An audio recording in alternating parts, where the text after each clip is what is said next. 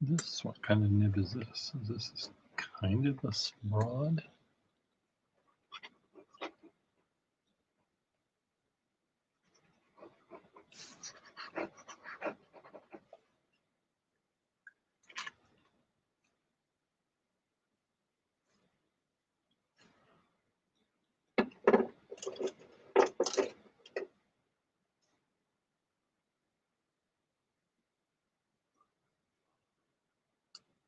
Two people are in the room now. Yeah, see, this pen is one that I shaved down. And I'm back. Yeah, I don't know what, I moved my camera and I think my connection got screwy. So Schiavella, would you like to join me? Do you have your pants on?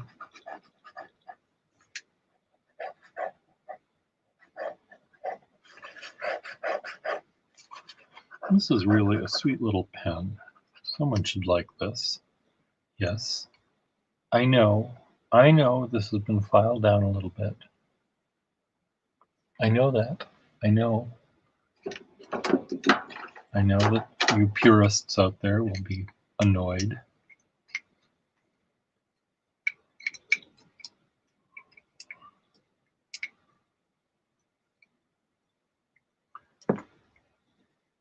That means this has to go to there, which means that has to go to here.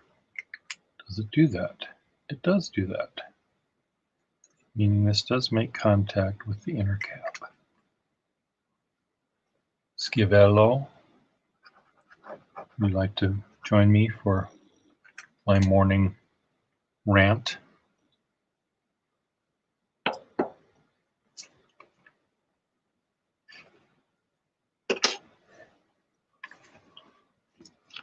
See if this works. Edit. Paste. Chat. See, do you see what it says? YouTube rejected your comment. This is fairly common when sharing a link. You may need to share the link another way. Well, what's wrong with the way I'm sharing my link?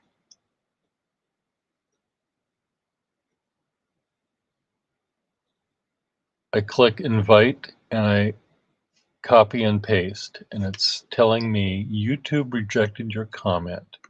This is fairly common when sharing a link. So I'm going to try to share only part of the link. You're going to have to copy and paste and type it in, I guess. So invite.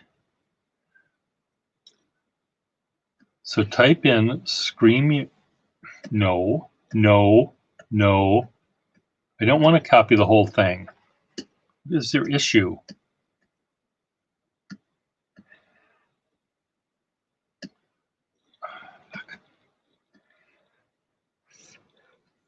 Okay, edit copy. It says edit paste. Okay, I'm going to take out the front of it, which is StreamYard.com. Can I even do that? It's not letting me do that. What is the issue, Mighty Mouse?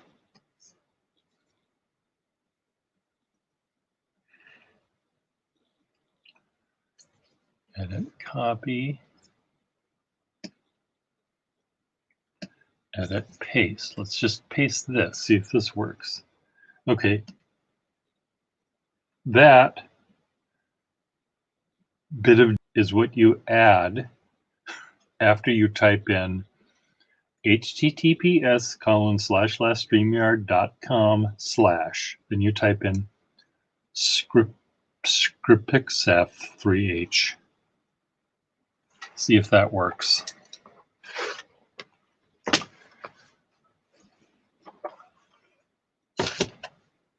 Otherwise, I'm going to demand my money back from StreamYard. Mitch, are you still here? Look, I found a pen that feels like your lipstick. Lady Scriptsert. Oh my god. Lady Scriptsert has a nib that like goes, ah, ah.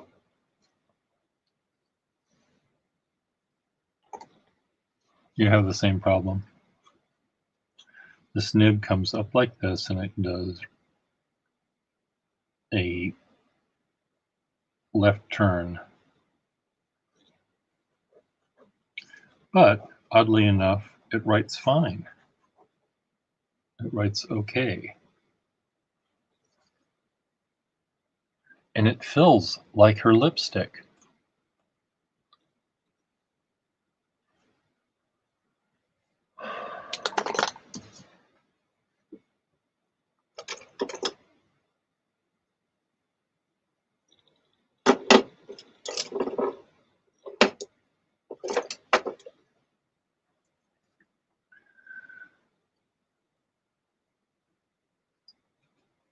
I think I've had this pen for like 500 years. It's actually a nice nib. The pen is really dinged up.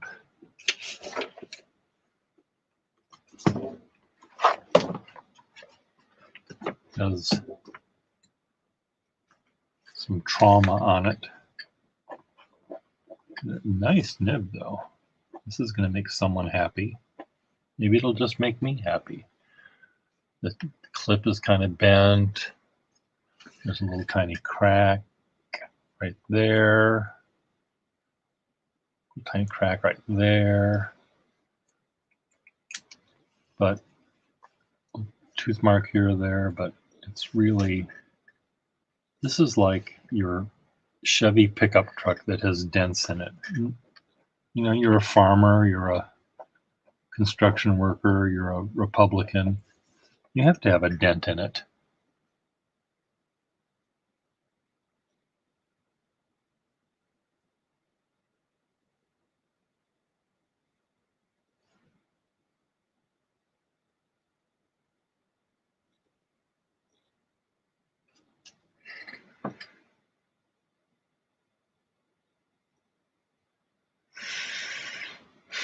Yeah, I don't know. They try to make things better and they end up just screwing it up. You know. Did you have lots of trolls in your life there? What color is this supposed to be? Black. It's a black Carter.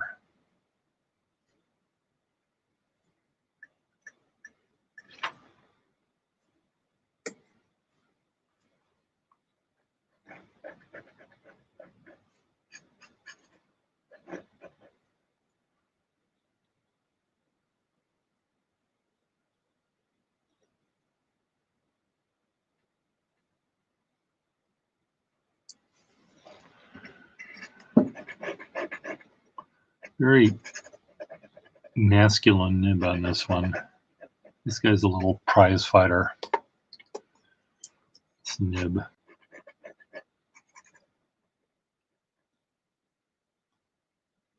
He's a middleweight boxer or whatever they're called, prize fighter. Just really stiff and rough and tumble.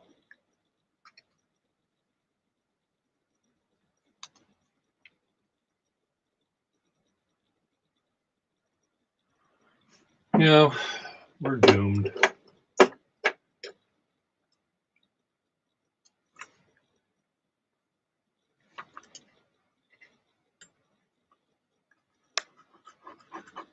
You know, I have a feeling that if I keep trying out these pens, I'm just going to add more and more and more to my collection because they're all so goddamn nice.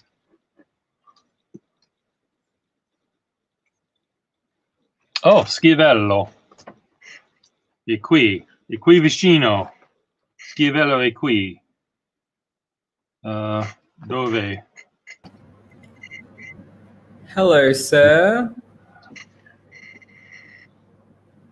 Sorry about the added trauma that you had to go through to did you have to type in all of that by hand rather than just cut and paste? No. All I did was just copy and paste it. From the original one? Or it said the whole no. All I did was have StreamYard.com pop up, and then I // and copy and pasted the okay. You did that one. I mean, normally I would copy and paste the entire address, and it's telling me that I can't do that. So YouTube isn't allowing it. It's just being temperamental today/tonight. Yes. Well, it was nice seeing you. I'm sorry about your son's bad dreams. Did he delineate them for you? Was it a big bad monster or? Yeah. He doesn't really tell me about his dreams, to be honest. But he has bad dreams a lot. That he says, but I've had. From when I was traveling a lot for my family's business, he would have a lot of separation anxiety because we would be from hotel to hotel to hotel to corporate apartments, on this plane, and so there's a lot of separation anxiety. And so when I would come home to the corporate apartment or the hotel, at I'd say like 8 p.m. after all these business meetings, dinners with these arrogant people, allegedly arrogant. Okay. Yes.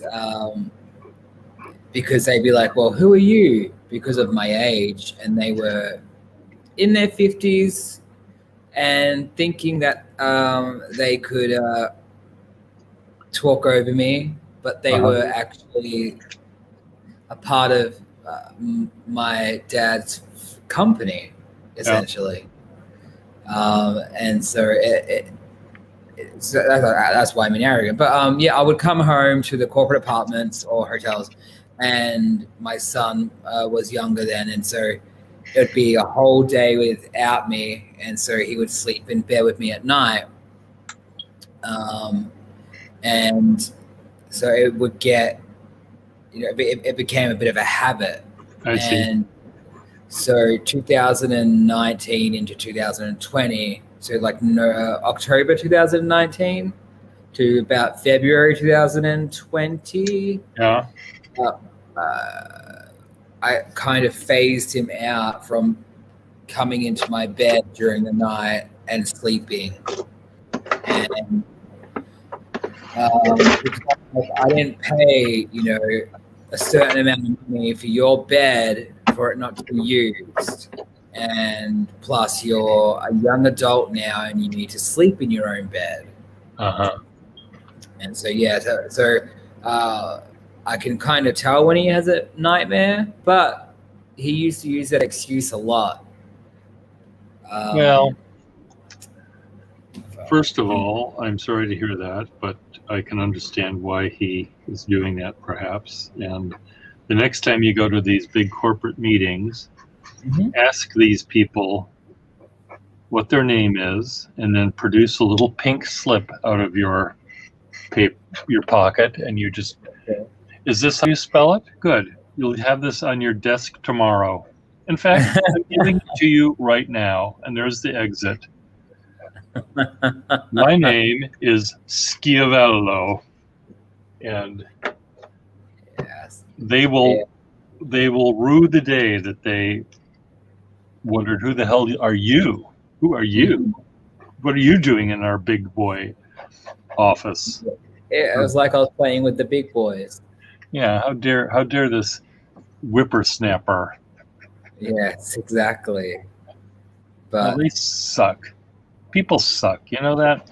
they do. And the thing is that, like, after the hours of meetings and so on, they would be like, "Oh, okay, we understand who you are," and then they would, what was the word I used the other night? They would brown nose. They would brown nose you, and they would come up and they'd say, "Can I buy you a drink, Schiavello? Well, I don't Can drink, I but polish your shoes for you, Schiavello?" pretty much.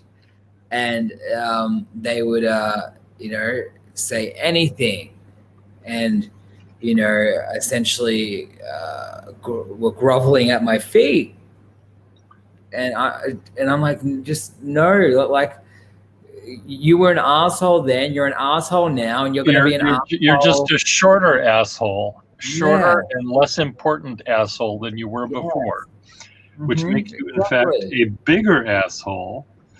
But so Mighty Mouse wants to know how old you are. Oh, well, I think he's talking, or she, I think. She? Yeah, she, yeah. Yeah, she is talking about my son, I believe. Okay. Or I don't know, but I'm 28. I'm 29 in 9 months. Okay. But my son is 15, and he's going to be 16 in 9 months as well. He and I are born on the same day. Literally, I hate using that word, but 4 minutes apart. But 14 years apart.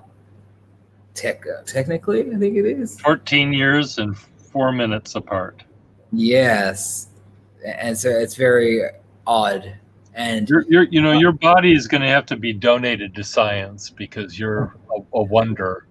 Well, we'll see. I was born on September 25th, and so my son was as well. And my now ex-partner / husband is born on September 25th as well. And he was my high school sweetheart. And yeah, so now I don't want to bring up a bad topic, but what was the biological mother's birthday? Do you have a thing with people that are born on that day? Her birthday was September 26th. So not the same. Not the same. 1 day later. I think you're, and not to ask you this, but when's Freddie's birthday? When's Frederick's birthday? Yeah. March 12th. So you've broken the pattern. I broke the curse. I believe it's March 12th. I will be a horrible partner if it's not. Well, the fact that you are admitting this on live YouTube is good. I'm honest about it. You're honest. That's the word I want. That's what I'm looking for. I'm looking for this. So by moving this little tray over here, yes, what I've done, these little drawers behind me now, what I've done is I've put into my little hands within easy reach hundreds more pens, which will keep me from actually doing real work, but just sitting here and doodling and chatting with people like you, which is lovely. I love doing that. Oh, So, that's very kind, and I actually enjoy chatting as well. I really do. and it's nice, starting the day like this for me, and it's kind of nice ending the day that way as well. Mm-hmm. And But- it's opposite for me in a sense that it's me ending the day when you're starting the day, and when you're ending your day, it's me starting my day. So this is it's nighttime, soon to be nighttime for you now, right? Well, it's just about to hit 10:30 p.m. Yeah. Good. So Does this even work? So I'm 2,200 hours. 2,200 hours. Okay. Perfect. 10:30. Where did my coffee go? It's right here.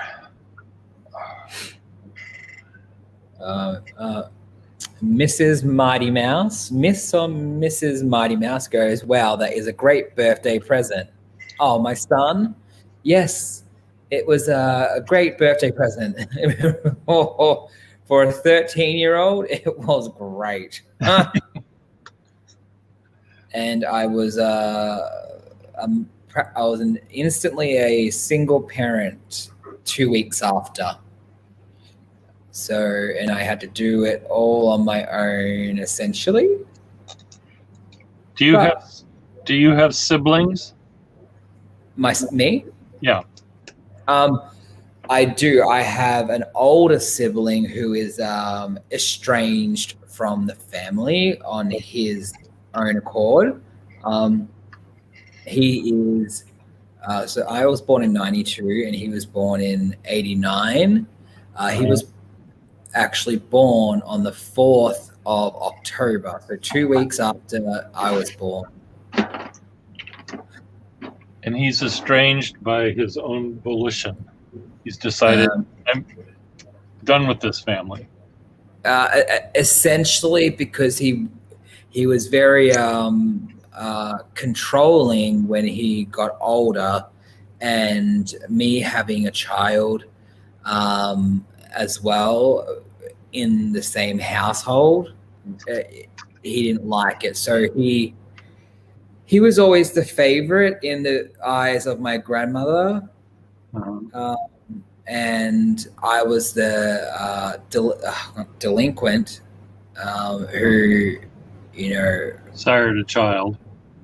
Exactly. I was the one that was, excuse my language, but fucking everything up. Yeah. But I was young, and I had to grow up very quickly, and I did. But yeah, he left the household. He was 16, I believe, or 17, and he moved in with his grandma, which was perfect for them, for narcissists. So, but yes, it's I have an older sibling, but I haven't spoken to him or seen him in 12 years, maybe. Oh dear, you have a very interesting family there, mister. But the thing is that a lot of the family, like my family dynamics, aren't that great. And my whole life, because my dad, my biological dad, and my brother, so my brother has a different father, and the rest of the family couldn't fathom,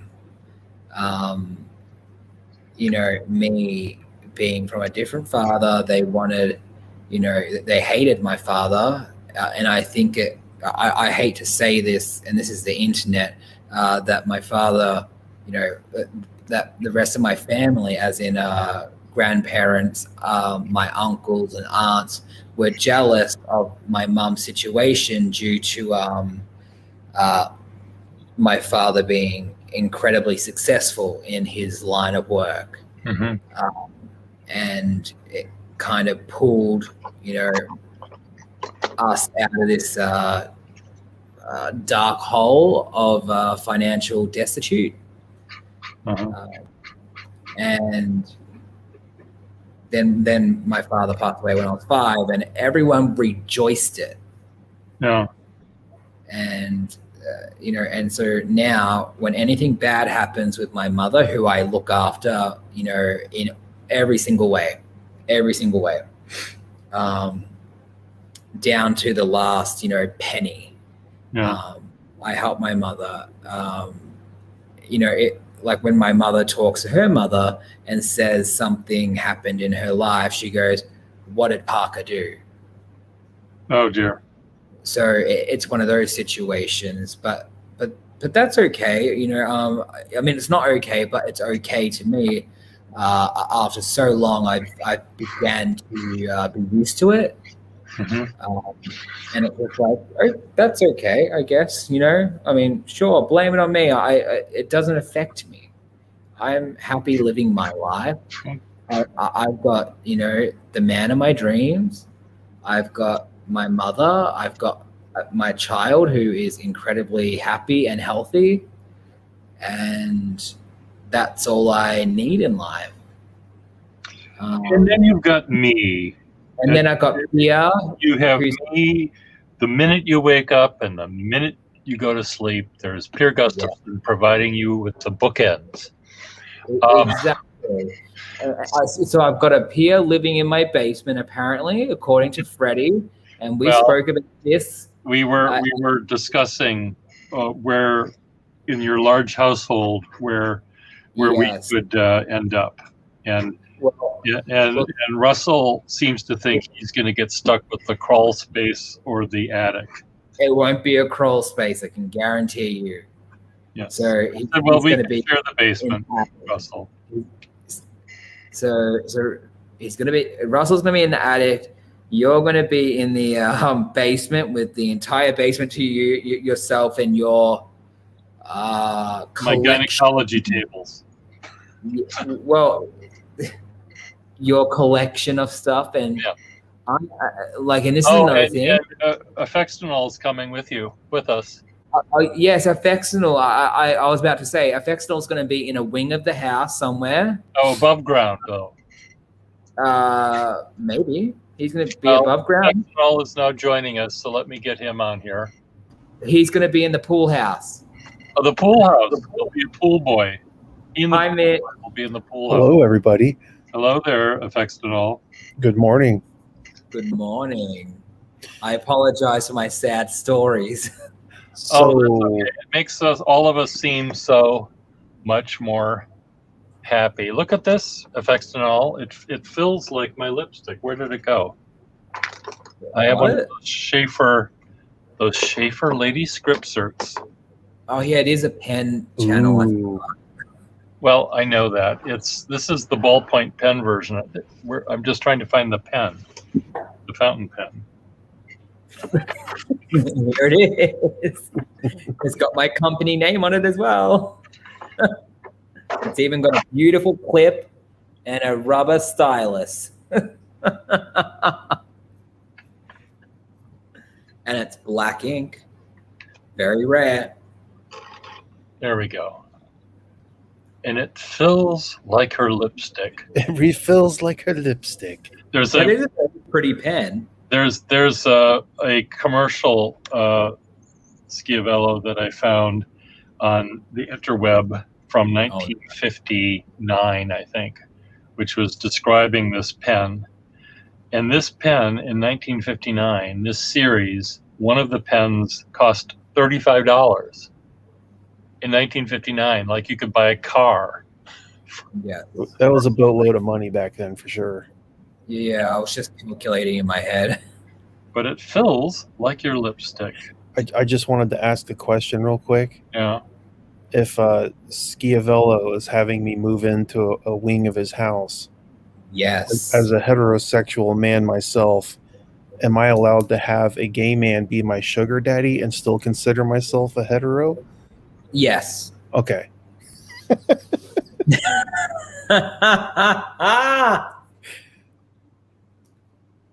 You can call him a sugar brother. How about that? Sugar Oh. brother. Oh, you know what? Just call me the Bank of Schiavello. The Bank of Schiavello. Or That's what my kid calls me. the saccharin brother. Not a sugar, it's a sugar substitute. Oh my god! But yes, and Ian is somewhere in the house. Ian and his wife will be floating from room to room. They'll be on Allegedly. a there'll be a timeshare. Ian and his wife. But with the duct tape still over his mouth? He'll be wheeled around in a cart. You guys aren't turning Ian into a gimp, are you? Oh no. Seems Poor like Ian. it. Poor Ian is I don't know how Ian got into your fantasies there of Schiavello. Well, We're gonna have to change his name when we're discussing him to protect the innocent here. that's why I say allegedly. I don't think Okay. I don't think Ian is innocent, and he's very I playful. have a cat trying to get in on the stream here. Oh, hello, kitty cat. Oh, What is this kitty cat's name? The kitty cat's name is Squeakers.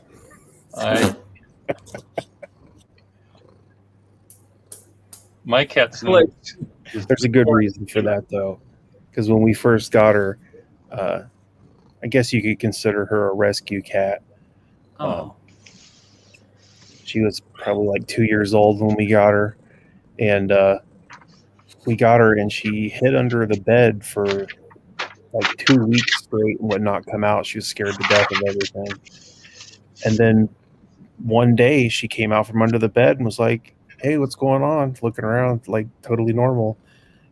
But from that point forward, she doesn't really meow like a normal cat. She just makes these cute little squeaky noises.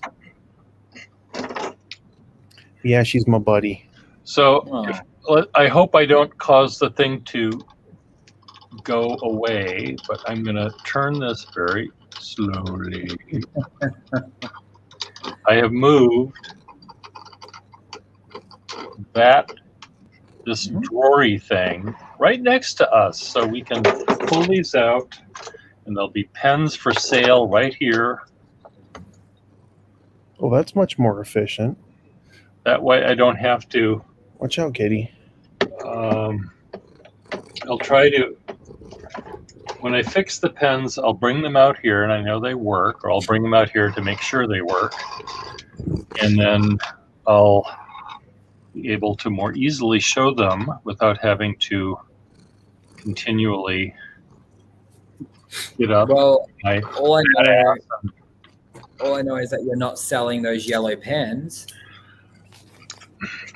I'm a pen collector, Schiavello. To anyone else except myself. Oh my gosh, this You're Parker's gonna send me your credit card number, and I'll just pick a number out of the hat and Sure. pen. Sure. No, the yellow numbers. pens. I know that he likes yellow pens. I would like to see the yellow pens he has, Oh, okay. because I don't want to sell him duplicates. But He would love duplicates, honestly. he likes duplicates. I do have some yellow pens that I'm happy to sell, but the ones that I showed yesterday are ones that I want to keep. And then I want to keep all the Parker yellow ones I have, because I have so few. And the best Parker yellow one I have is a yellow senior duofold, and it still has its $7 price tag on it. Yeah, that's pretty rare. The Mandarin yellows are. So it's Every for the moment. every time someone says Parker, it makes me alert. Yeah, I know that. I know. Well, Because that's why I always sometimes- try to call you Schiavello instead of Parker. I appreciate it because there's a gap sometimes in like when P is trying to remember, or someone's trying to remember the rest of what the Parker pen's name is, and I'm like, yes. How may I help? It's a Parker Sonnet. It's a Parker Duofold. Don't be an asshole, Pia. Okay, Schiavello, this pen isn't Schiavello. exactly yellow, but what do you think of this? That is not yellow. That's very nice. What the hell is it? Fire orange. It's a faux 51. It's an Ariel Kolick Okay. Parker 51. I have to show you. My friend Nicola Pang gave me a 51 that is almost obscene. And if it wasn't a gift, I would give it to your son, Schiavello, because he would find a use for it. On that note, let me see if I can find it. I have a couple of these also. This is the same basic pen, Oh, but it's transparent. okay.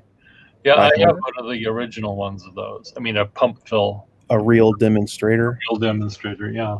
Yeah, I have the Vacuumatic version also, but it's not a real one. Wow. I mean, I learned something about fountain pens / these kind of pens is that some of them have ink windows, and it's fascinating just learning.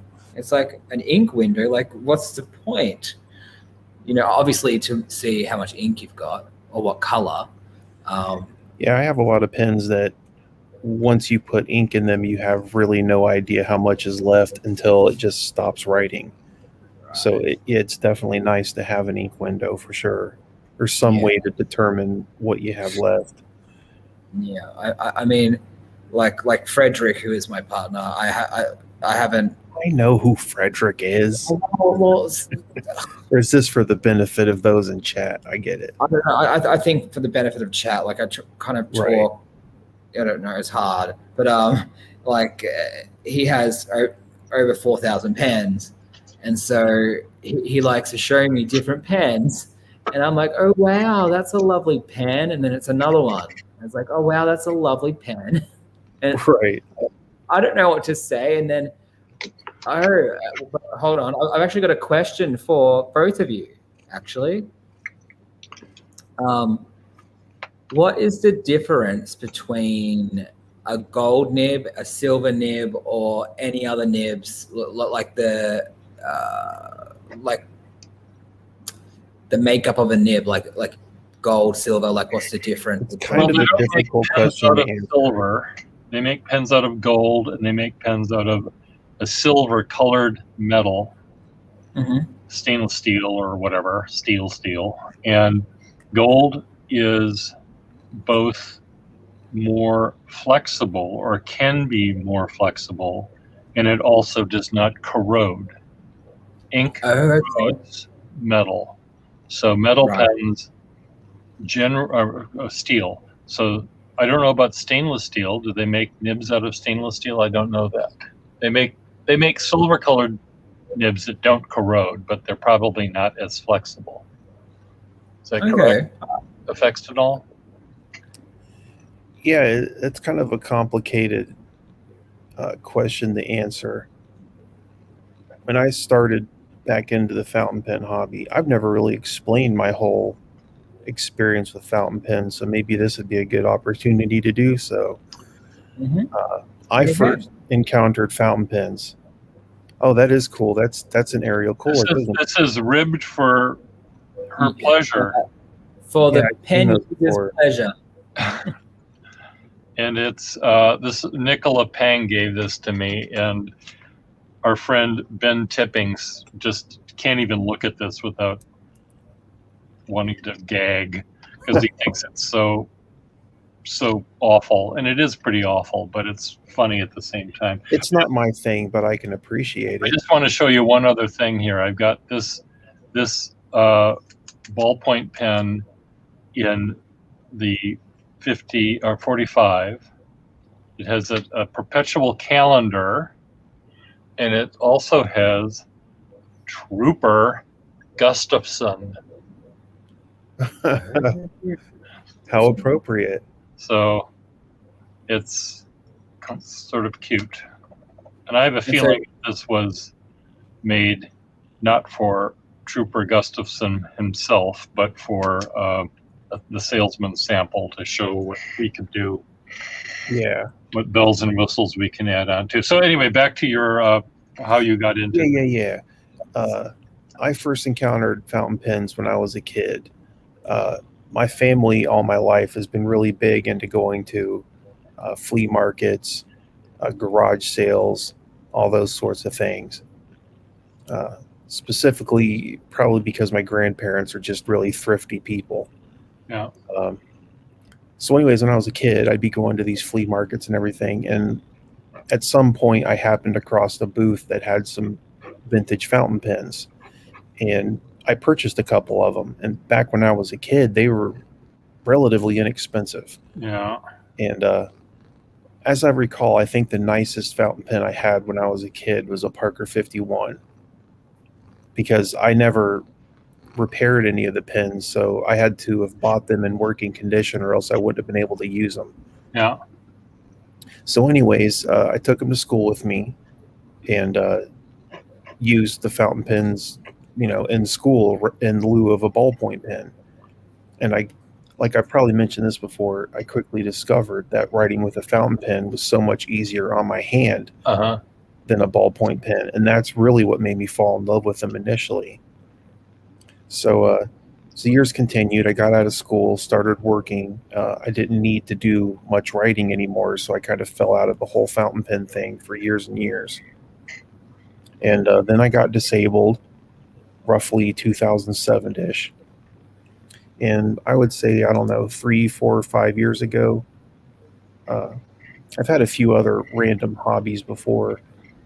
But I was sitting around thinking, I really need something to do with all this free time that I have on my hands. And then for some reason, the idea of, hey, I should get some old fountain pens again. And I specifically wanted to find one of the ones I had when I was a kid. Okay. Which was the 51. Right. So when I started collecting, I was mainly focused on Parker pens specifically. But here, like the last year or so, I've really been laser beam focused on Schaefer pens for some reason.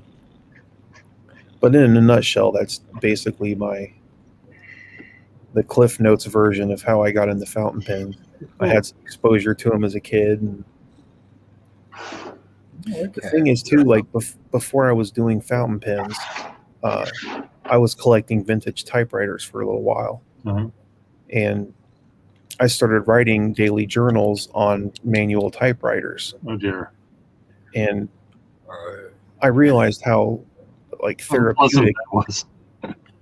I realized how therapeutic it was to keep a daily journal for someone in my situation where I can just totally unload all of my thoughts onto a piece of paper. Because like I've probably mentioned before, like for me, journal keeping isn't really something that I don't go back and read my old journals, really. I mean, I have a few times, but that's not really what they're for.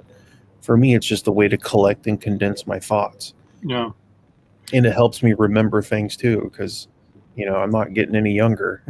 The guy that was in our room last night, the new guy, Will Hodge, I think his name was, he was also a journalist, and it was interesting. I'd like to have him and he and you and maybe Marilyn and a few other people that do keep journals primarily with these pens and see how similar where you differ. But the Will Hodge was talking about how he doesn't want to go back and read them because he sounds like a crazy person when he reads them. And the thoughts they're private thoughts you're having that aren't meant to be read by anyone, including you. I think sometimes just the process of getting them out of your head. It makes total sense because sometimes I write journal entries that are almost like a stream of consciousness type thing. It's basically me just translating that that inner monologue that everyone has in their brain Yeah. onto a piece of paper. And even if I went back and reread some of the stuff I've written, it probably wouldn't make a lot of sense to even me. No. But Well, that's what Hodge was saying. yeah, Hodge, and I'm not sure whether Marilyn had that same. She showed her journals. I don't know if she has that same idea of looking back and not recognizing the author of these thoughts, but it is interesting. And again, talking to you and talking to other people who do journal, I really want to have Adventure Denali or whatever her name is come in, because I think her journaling, the way she starts with these beautiful leather-bound books and she includes illustrations, I think she's more maybe she's thinking about this more as an art piece in general than a therapeutic thing. But I don't know. That's what I want to hear. yeah, absolutely. For me, the differences of you guys. Yeah, the journaling for me is. So you two talk amongst yourselves. Okay. Schiavello. And your I think we're and capable one of of your that. man crushes, Mitch. And I'll be right back. Did you say my man crush? I said one of your man crushes, Mitch. Oh Lord, it makes me seem like I'm a hussy. It makes me feel a little less awkward knowing that I'm not the only focal point of attention. I don't feel nearly as uncomfortable. You shouldn't feel uncomfortable to begin with. It's all It's all play.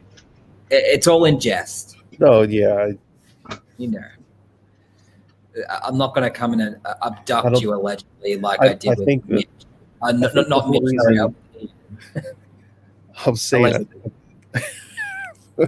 Yes, you always have to qualify your statements with an allegedly. Mm-hmm. But I was going to say, I just find it so interesting how quickly I fell in with the group of all you weirdo pin people, and it's like, I've had this experience a few times throughout my life, meeting someone new, and within 5 minutes, it was almost like you had known them all along. Mm-hmm. And whenever that happens to me, they tend to be people that I end up, forging lifelong friendships with. And that's a pretty rare experience. Rare occurrence.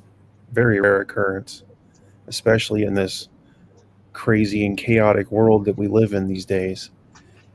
Kitty, you are going to have to chill out here. She's just crawling all over me. Oh. She or he? It's a she. She wants some love. She wants some food's what she wants. Oh, true, exactly. See, love. Do you want to introduce your loving brother to us? Defextinol? Oh. I don't know if he'd be into that. Hey, bro, you want to meet two horny homosexuals? Talk for yourself. That's definitely the way to introduce yourself. No, I'm joking. What am I trying to do? Instagram? No, I want to do that. I must say, I did create an Instagram here. Oh, good. I just have to get around to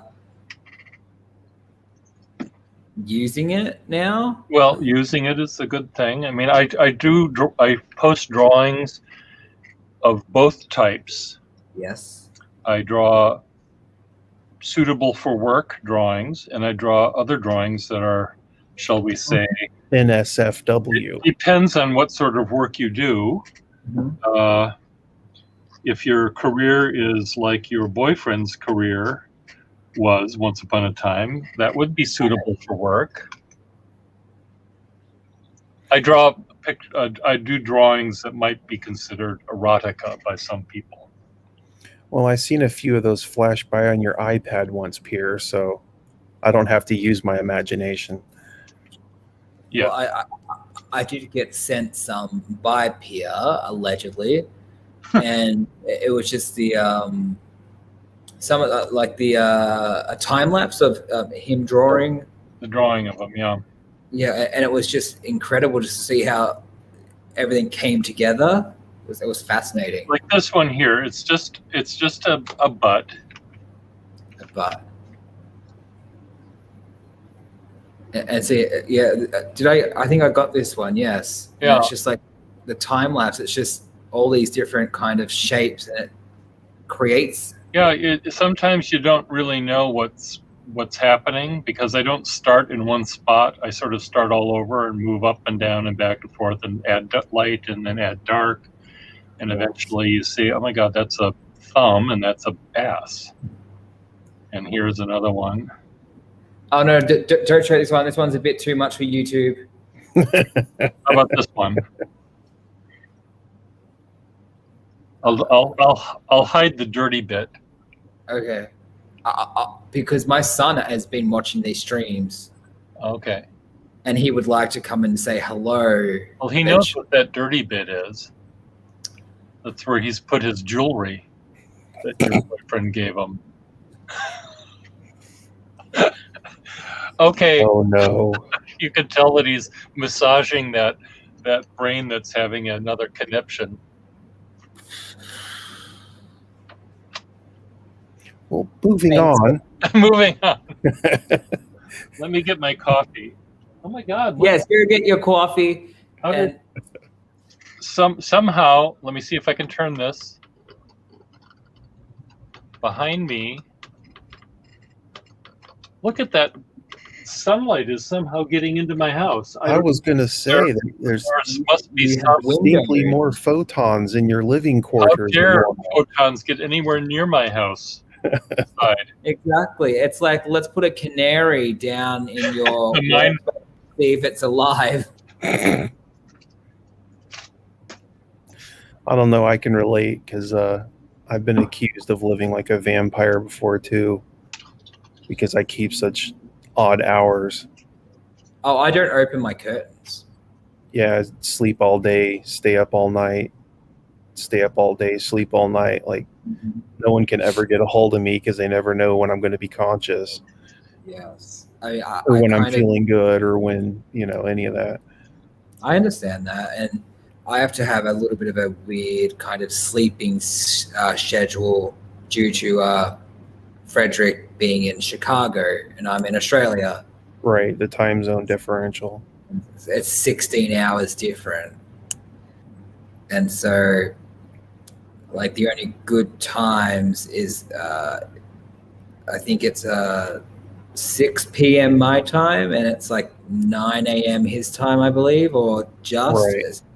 And so it's very, it kind of overlaps into like, dinner time for me, breakfast time for him, and it's hard to kind of connect. And then sometimes I see him chatting away, and I'm like, this asshole wouldn't answer my phone calls, and he's chatting away. It's just like, don't waste my time, Lord. But I understand, like the weird, wacky hours is, I get it. And when I was, working in the hospital, I would wake up at 4:30 in the morning, take 2 hours to get to work, start at 7:30, and like in the morning, then finish at 6:30 ish p.m. and then 2 hours back home.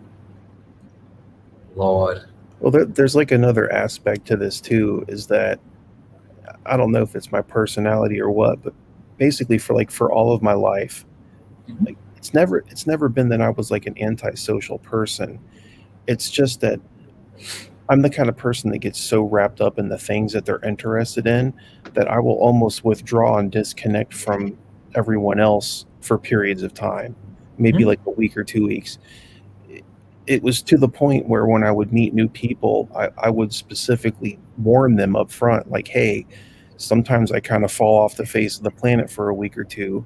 Don't freak out. It's not anything you did. This is just me, I'm like apologizing to be, right up front. So it's Right. not a mystery. And after I got disabled, I still was doing the same thing. You know, I had all my friends and whatever around, and I was still withdrawing until I started realizing that with all the extra stress and the depression and the pain and blah, blah, blah, that that particular routine that I'd done for all of my life was no longer beneficial to me like it was before. Before, I never had a problem with it, and it worked perfectly for me, because then I could get totally absorbed in the things that I liked and enjoyed, and could still go out and be social when I was in that, you know, that mood. Right. Whereas like now, like part of the reason I've been so, I don't know, engaged with pure streams is that this is kind of an attempt on my part to try to break out of that cycle even more. You know what I mean? Because I realize I can't do this alone, and I don't want to do it alone. I've already, you know, dealt with all these troubles and everything for the better part of almost 15 years now since I got hurt. Right. And I never got anywhere with it. Mhm. So now it's like, I don't know, like it's like, I don't want to call you guys my support group or anything, but it is really Well, we are in a way, Fictional. We are. Think of us as a journal that talks back once in a while. You know, you're allowed to get out your stuff, and it helps to socialize in a safe way. You don't have to put your shoes and socks on and actually right. Well, meet people face to face, and you know, none of us are going to ever punch you in the nose. Oh, I mean, given the option, I would prefer face-to-face interaction over any of this digital bullshit any day. You know,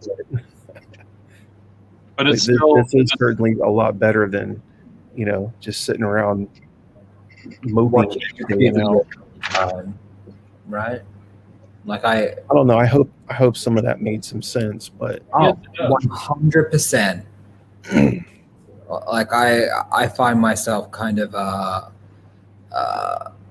I have social anxiety, and I don't like to leave the house, which is one of the reasons why I stopped working at the hospital, because the anxiety of being around so many people was a lot, and there was a lot of stuff going on in my life at the time as well, and being a single parent was really hard, and looking after my sick mom hard, and it just, yeah, I understand, and it's just you kind of get into this funk of just laying in bed, or you know, just aimlessly on iPad or laptop, just refreshing YouTube, refreshing Reddit, refreshing various websites. And it's like some sort of you know, futile attempt to keep yourself distracted enough to where you don't go completely crazy. Yes. Yeah. Yes.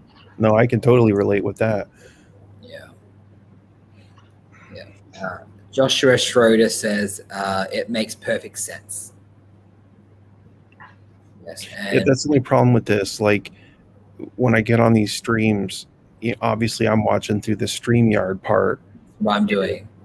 Yeah, Yeah. I have to keep flipping back and forth to the YouTube comments. Well, I have the YouTube comments, like I have two windows open, and I have the YouTube comments pushed all the way to one side, and then the StreamYard taking up Yeah, maybe I'll try that here. the screen. But I mute obviously the YouTube stream, but I have just the chat coming in. Here we go. And so I kind of, does that make sense? Mm-hmm. Yeah, okay. But yes, but hello, Joshua Schroeder, by the way. Welcome to our early morning news show. I believe in the US it's early. It's early. I may be wrong. Early morning fountain pen therapy. Yes, that fountain pen therapy. It is 8 a.m. in New York is 5:08 in San Fran. Okay, good. Okay, whatever that means. I don't know. I don't want alarms. I just want clock. Go away. Clock. I don't know. But I guess it's starting to get dark where you guys are, or daylight? No, the sun's just starting to come up here. Starting to come up, yeah. Yeah. It is completely dark here. It's 11:08. As you can PM. probably see from the window yes. behind me. Yes.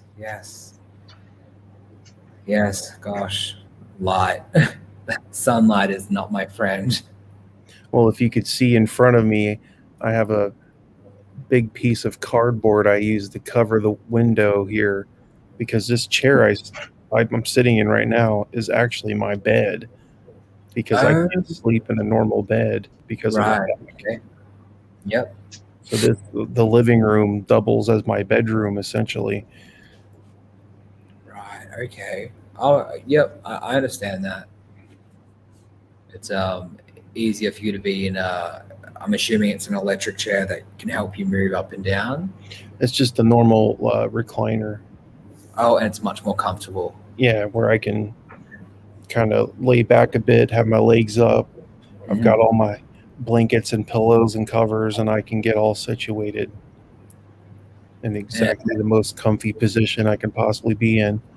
The perfect angle for your back, I'm assuming, instead of just being flat on a bed, essentially. Yeah. I understand that. As much as I would give anything to be able to sleep in a normal bed again, but I understand that. And that's just my doctor mind going. And there's a lot of people that I've dealt with in the past in emergency department, the cancer department, and they go home and they can't sleep in a normal bed anymore, and it's very traumatizing. It's hugely disruptive to your life. And sometimes it's humiliating as well, because we're so used to that being in a bed, and it's kind of I don't know what the word is. I was going to say dislocate, but that's the wrong word. It can be, I don't know. I just noticed that Joshua in chat there says that his therapy is their cats. Yeah, his cats. Well, I'm doing some plate tectonics in the home. I'm moving a 19th century drawing board to a little corner. So if you hear in the background a scream and some thudding going on, maybe one of you can call 911 on me, because something would have fallen over. But I'll be right back. I'm just gonna. Maybe I'll leave. Try to have that not happen, Pierre. Well, it's not going to be that dangerous. It's just that my house is, those little games that you used to play that had the little numbers that you'd try to get it all in order, and there's only one free space. Yes. That's what my house is like. So in order for me to move one thing, I have to move 20 things. No, I understand. Your house is like a physical version of Tetris. It's a fire hazard. If I had oxygen in this place, it would be, but I don't. I only have fuel, and I don't have heat all the time. So in one of my earlier blurbs this morning, effects and all, I was just destroying the new Parker 51. I just took it apart, and I didn't even have to take it apart. All I had to do was point at it and say it's awful, right? Mm-hmm.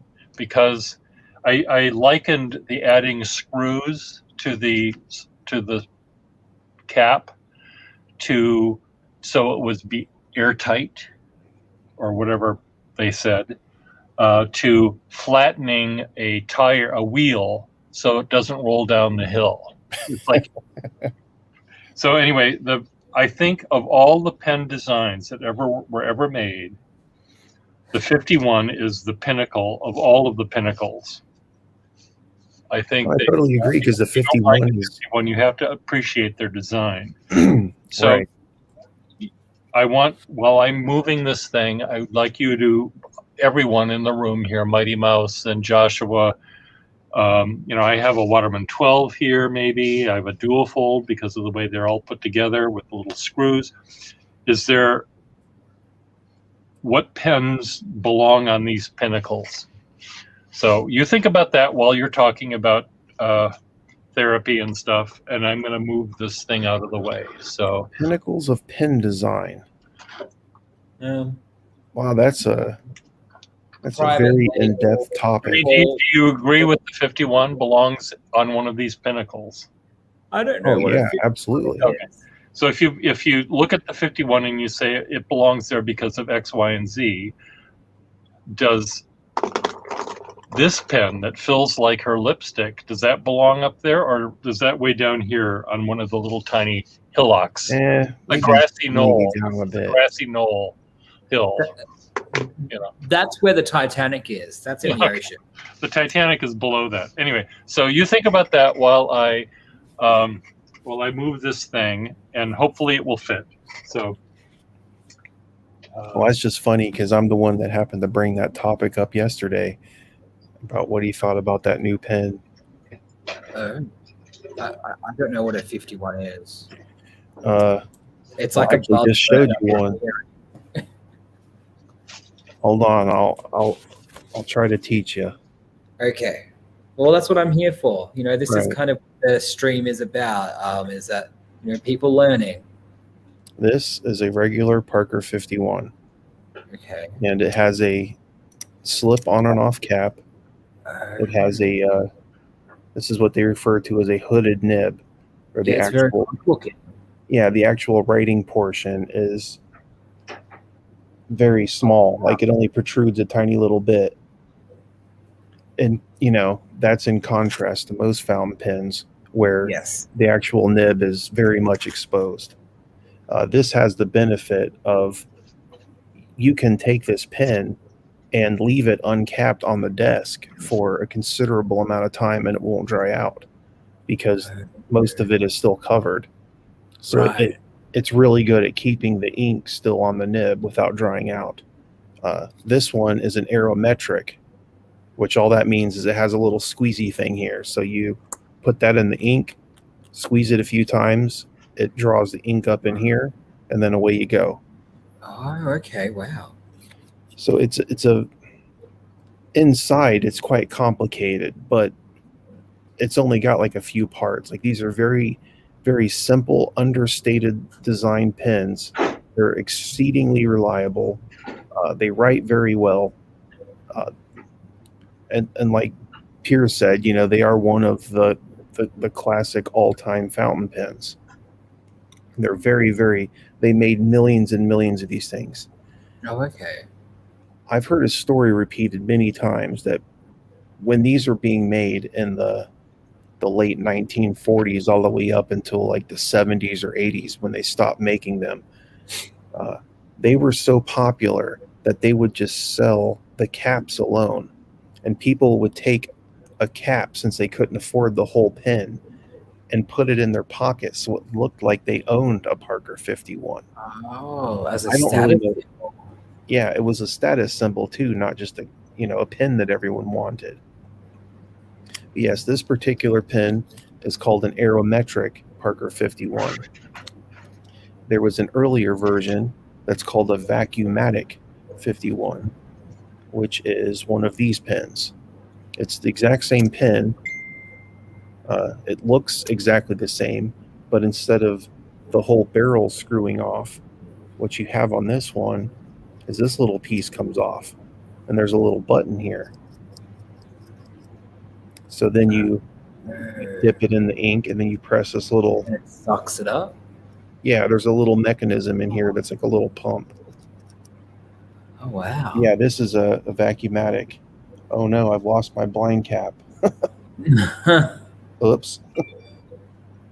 Well, I'll find that in a minute. But yeah, that's basically the Parker 51 in a nutshell. Wow. And they made them in all different kinds of colors. Some of them have the gold caps. The most common one had the steel caps. They're just like a brushed metal finish. Some of them, there's rare ones, like certain colors they didn't make very much of that are worth a lot of money. And yeah, that's one of the, at least what I would consider one of the all-time classic fountain pens anyways. I had no idea, honestly. Mm-hmm. I just hear people say it's a such and such and such and such, but I've heard 51 quite a lot in these streams. Right. And I'm just like, okay, is it like a 1951? And I'm just like, I just nod. Well, one of the cool things about Parker 51s, especially the ones like this, where this comes off and you've got the little squeezy thing, Yes. is that a lot of the time you can find one of these in what would be considered as found condition, like one that hasn't been used in 30, 40 years. And all you have to do is stick it in some water and, let the dried up ink that's in there dissolve and then flush it out and you can use it again. Oh, wow. A lot of other pens have rubber parts inside of them that deteriorate over the years and they need to be repaired. Right. But not necessarily with the 51s. Well, that was great, honestly. Thank you for telling me that. Like, that's really fascinating. That's what I said. I feel like part of my mission is to turn you into a pen nerd as well. I don't want to be a pen nerd. Well, last night, God bless them, we were turning a little bit more into pen nerddom than I liked. It was, and there's nothing wrong with it. I don't want to say Joshua and Marilyn and who was there.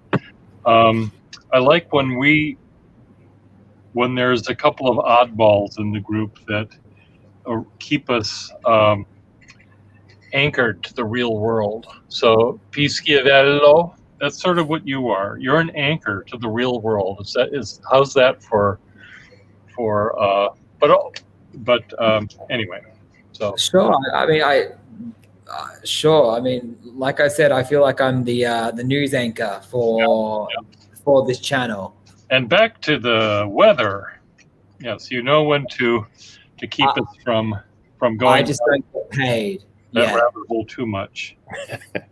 This you're still serving your internship. Come on. My paycheck balance. Pleasure pen works fine for a while, but if I let it sit for a minute, it doesn't. I don't think this has a airtight cap. Maybe that's its problem. It might not. Something I've noticed with those Ariel Kolick 51s, they dry out. Like they're not made to the same standard the original Parker parts were. And neither are the new Parkers, I bet. They're probably I can't imagine they are. So well, another pen that I was would successful in moving my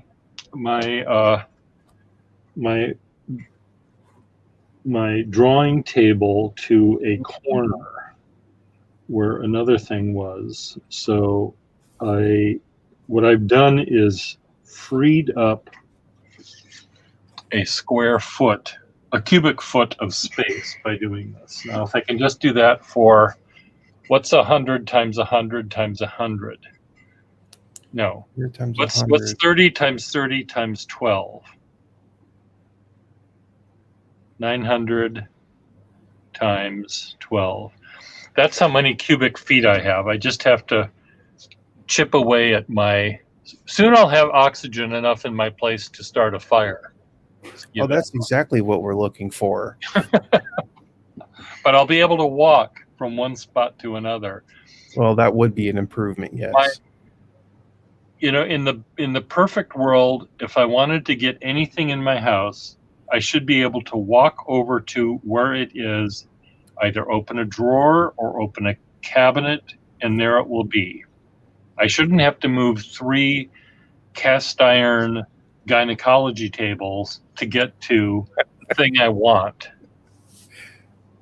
Don't So- shake your head, young man. I What know was it?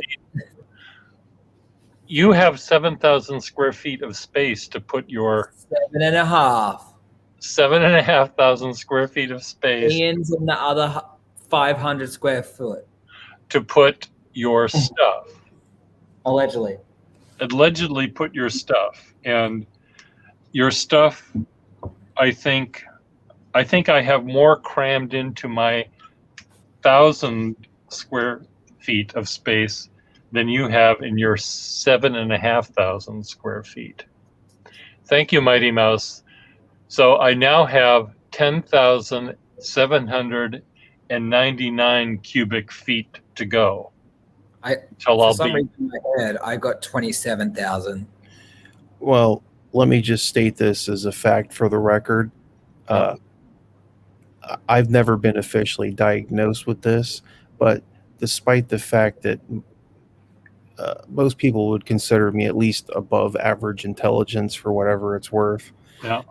I suffer from something called dyscalculia, which is I'm basically dyslexic with numbers. I see. Like I'm super awesome with math. I'm super awesome with language. I know a bit of geography. Like there's all sorts of things I'm really good at, but math, I am freaking terrible at. Oh dear. And I don't know why that is. Well, you can't. Otherwise, you'd be perfect. We need to have you. It's the flaw in your Navajo rug. No, it's a serious, it's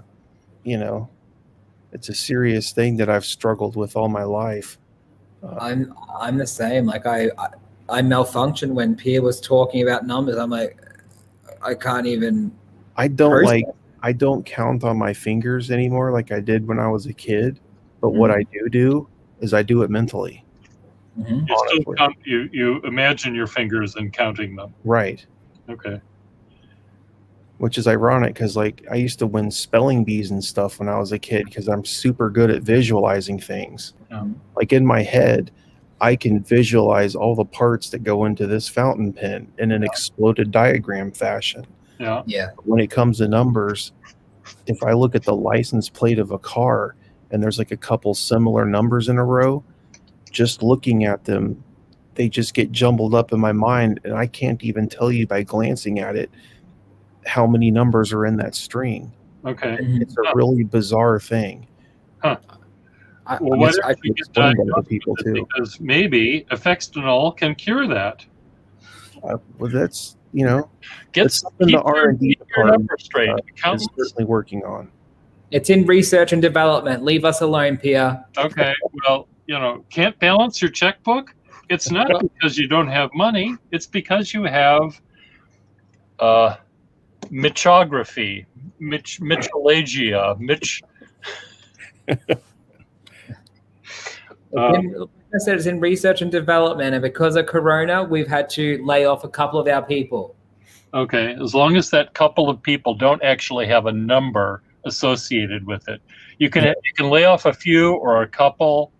We have to refer to them by letters. You instead feel of it's numbers. more wishy-washy. So, but if you put a number to how many people you've laid off, then you don't suffer from Mitchelagia.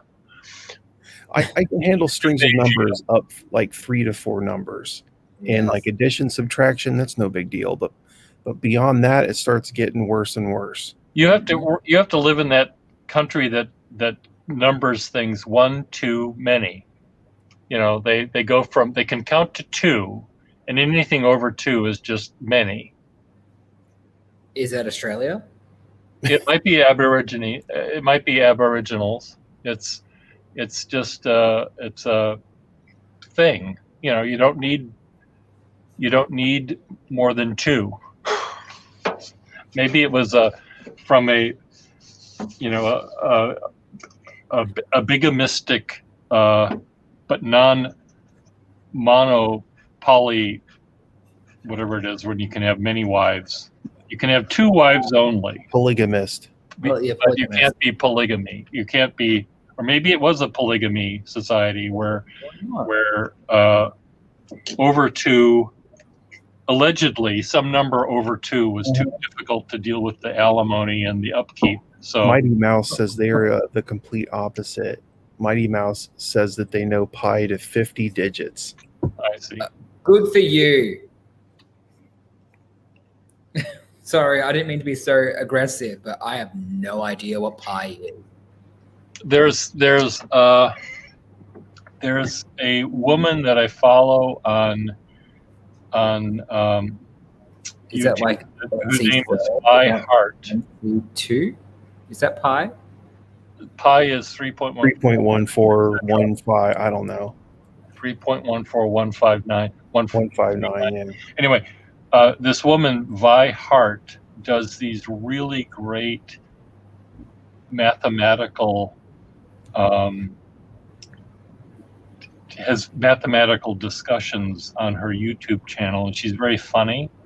She was describing how to make a turducken, Oh God. which is having a turkey, Diavello is totally drawing a blank. I love it. putting it, you know her? No, but I know what a turducken is. Well, watch this. It's only a few minutes long, and I think you'll enjoy it because and she's really great.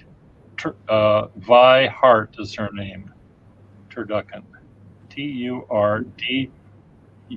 Turducken math. Is that even a word? Turducken. Well, yeah. It's a recipe. And it's such a painfully American thing too. Well, but she talks about it. It was done in England with a bustard at the top. You'll find out. Is this one like the chicken's put into a duck? Yeah. Mm-hmm. So watch, listen. And then mathematically uninspiring. Much more interesting would be some sort of fractal fowl arrangement.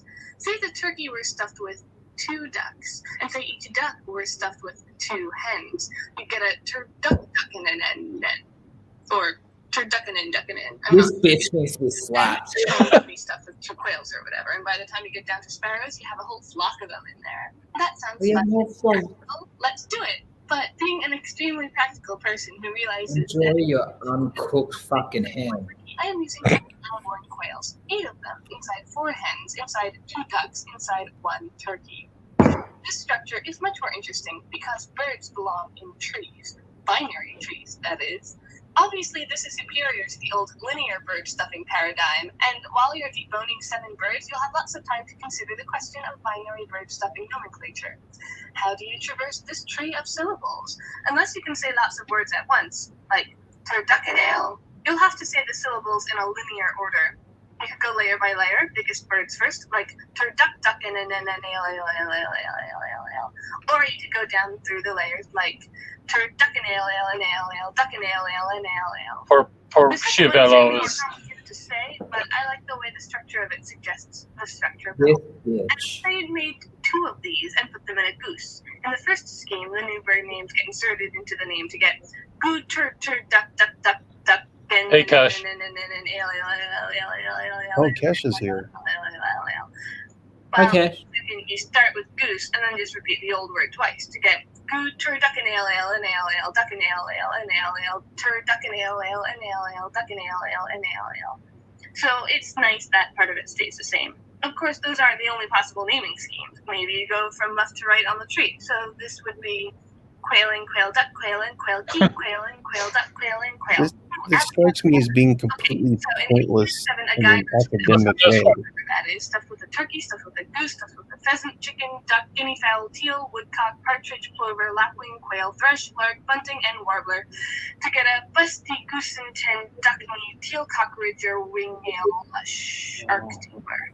But they could have done this with the new exponential bird stuffing paradigm.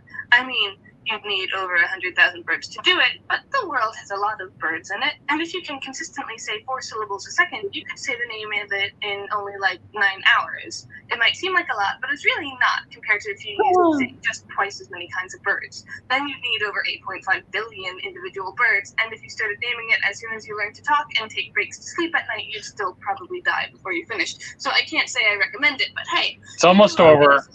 I want to die. Don't worry, it's almost over. Anyway, there it is. 2 quail eggs in each hen, 2 hens in each hen, 2 ducks in this turkey, if I can close it. Eventually, I had to go for stuffing the turkey most of the way with one ALL, and then stuffing the other duck in the ALL in. Now, People are dying. The original They're wasting food. make it look perfectly natural. There. Anyway, once you've got that, you're pretty much good to go as far as Thanksgiving is concerned. Oh, you got white That appliances. is cranberry Blend it cylinder, all. red spheres with butter prism, mashed potatoes with organic hyperbolic plane, string bean vector field with Baromean onion rings on top, double helix cut ham, pie, tau, and so on. And now finally you've got your turducken ale, ducken ale, or quail and quail, duck, quail and quail, quail and quail, duck, quail and quail, or turduck, ducken, ale, whatever. Each slice gives a different cross-section of this binary bird.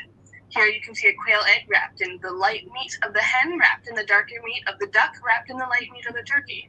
Another cross-section shows 2 eggs. Now you can sit down, eat your mathematically inspired food, and be thankful that no matter how crazy people are, at least mathematics is always That there. was exponentially painful. And beauty. And birds. Lots of birds. What was that? I said that was exponentially painful. You didn't like that? I get the gist of it, but She talks too fast. yeah, I it was got just too the gist of rapid it. fire, just OCD, short attention span Okay. YouTube video where it's bang, Well, bang, anyway, bang, bang, she's- bang, bang, bang. A lot of fun, and she's very brilliant, I think. She is, but you have to have the right mindset. And evidently I agree. Schiavello doesn't, because he's still having his brain. Is short circuit still taking place? I have a sledgehammer for her, so it's got her name. Oh my God! Look at that. Kesh is 2-timing 3 women. 3-timing.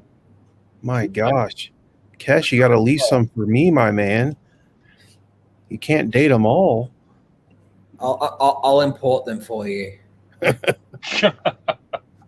Well, congratulations, Kesh. I'm going to just see if I can fix this one little trauma that now my house, because of moving that one little square to my house, I now have all the other squares in heaps everywhere. So I have to just move some of the heaps aside so I can get more coffee when I want it. Did I tell you about my dream, Pierre? No. Okay, I'll tell you quickly before you leave. I had a dream about those ticking hand clocks that were chasing me through the UK, the British countryside. Yeah. And the printing presses were locking me in with the doof, doof, doof, doof, doof. And just all the noises were it was a nightmare. It was a nightmare. A nightmare. Little clicking noises. And a printing press. And a printing press. Well, what do you say about that, Dr. Freud? You, the printing press man. You're the man that has the most knowledge of printing presses. But it was terrifying because the printing press had a mouth, and it was like I couldn't, like the clocks were rolling after me, and the printing press was going. Oh, I'm so sorry. I used to think that dreams had some bearing on real life or reality, but I don't know. As I've gotten older, I think I've realized that dreams are just dreams. I went to the convenience store the other day to buy some sleep aid, Tylenol PM or Advil PM or something like that. And I said to the clerk, I said, these give me the craziest dreams. And he said, do you dream in color? I'm pretending that that's what his accent was. It was close, Right. which means he's a little short of a full load up there. Do you dream in color? And I said, yes, I do. Those aren't dreams. Those are out-of-body experiences. And I said, oh, my God. So that was Leonardo DiCaprio I was with last night. I only dreamt about Leonardo DiCaprio once in my life. I don't have a thing for Leonardo DiCaprio. But I dreamt about him in color the night before. And it was, according to this expert working in a convenience store, that was an out-of-body experience. So do you guys dream in color? Were those printing presses attacking you in color there? No? Nope. Black and white? So let me guess, Pierre, your dream with Leonardo DiCaprio was that he was sketching you like Kate Winslet in Titanic. Oh, maybe. I want you to draw me like one of your women, Jack. Exactly. Is that what she says? Do you dream in color, Affectinol? I think so. Okay. My dreams are really strange. Like, I'm pretty sure I dream most of the time when I'm sleeping, but I only remember them in very specific instances. I see. And there's a lot of times where I'll wake up and I'll know I've been having a dream and I just can't recall any substantial portions of it. And you recall it later? Occasionally. But there are times I have really super intense, incredibly vivid dreams. Well, that only happens like once a month. Next time you have one, try to immediately think, was this in color or not? And then we'll know whether it was an out-of-body experience you had with Kate Winslet or an actual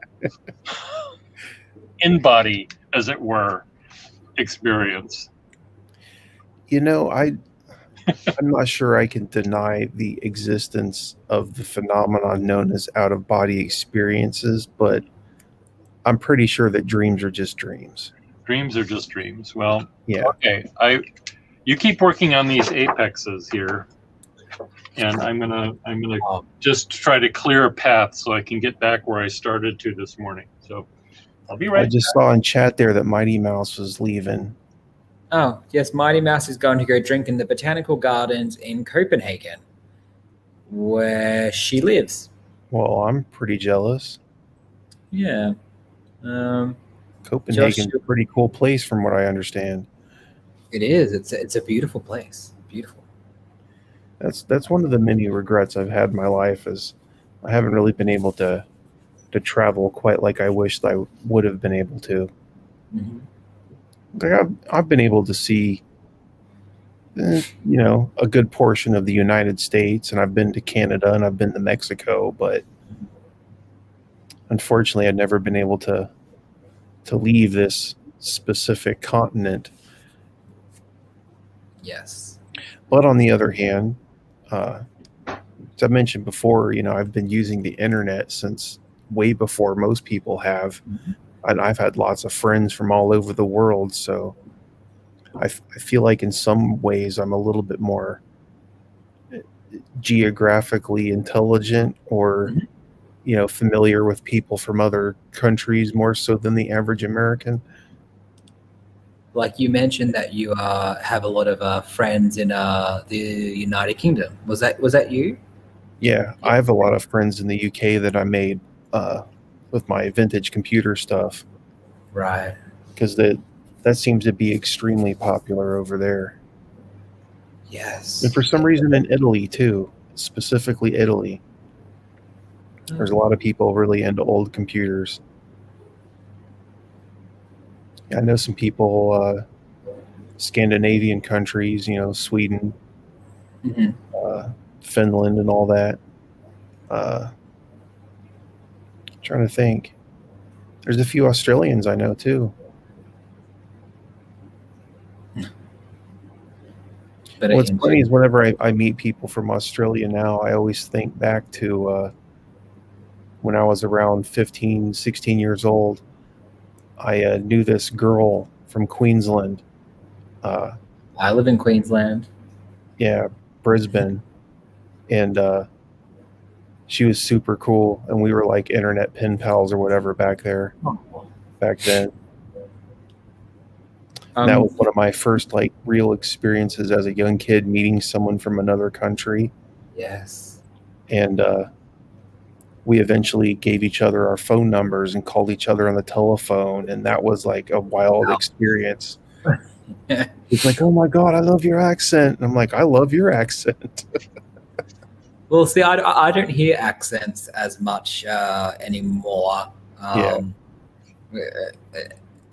Because of, you've heard Frederick speak, and and so I've heard his voice for quite some time now, and so I don't really hear any accents as such with people in the Midwest and East Coast ish. East Coast is New York side, right? Yeah. Okay. And so I don't really hear an accent, but people from like California side, I hear an accent, and then Texas, I hear an accent. What's interesting is like I forget what the name of people that actually study accents is called, but I've actually done some research on this, and I live in Ohio.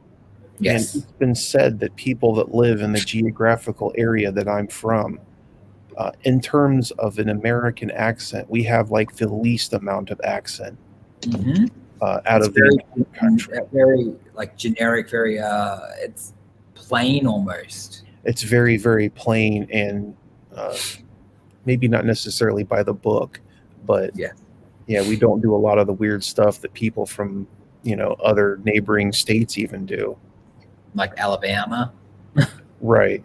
Texas. But it's I don't know. I've told people a lot that out of everybody in the United States, like the way I speak has the least amount of accent out of anyone else. Mm-hmm.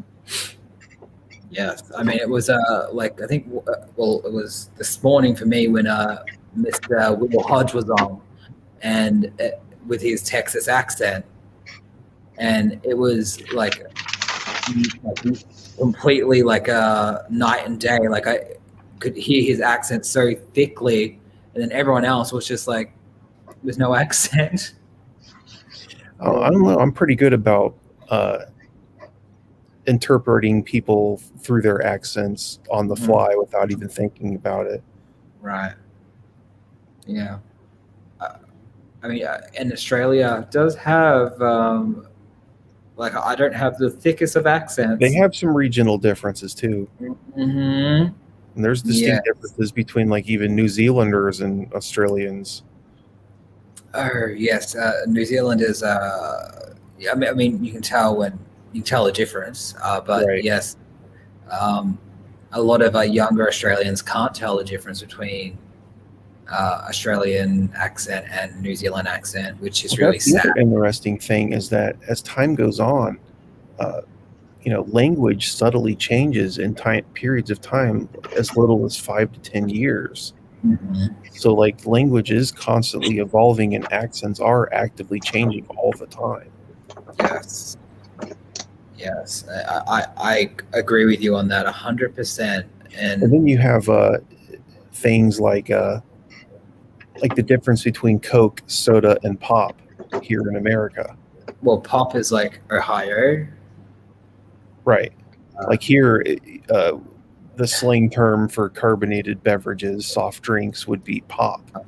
Yes. But I love to throw everyone off and call it soda, or we're soft drink. And like in Texas and certain southwestern places, like soft drinks are almost universally colloquially known as Coke. You want a Coke, which that doesn't necessarily mean a Coca-Cola. Mm-hmm. What kind of Coke do you want? I want Bubble Up. Yeah. I want the white powder. I found a Craig for you, Effectinol. I'm just kidding. I definitely do not want the white powder. I'm kidding. No. Allegedly. Sorry, Kev. We're not looking at the comments. I apologize. I know. I keep neglecting it. He says, I'm not 3-timing. Okay. I'm just saying that's what Kesh says. Yeah, well, Keshav. So, Effectinol, this is a Craig pen.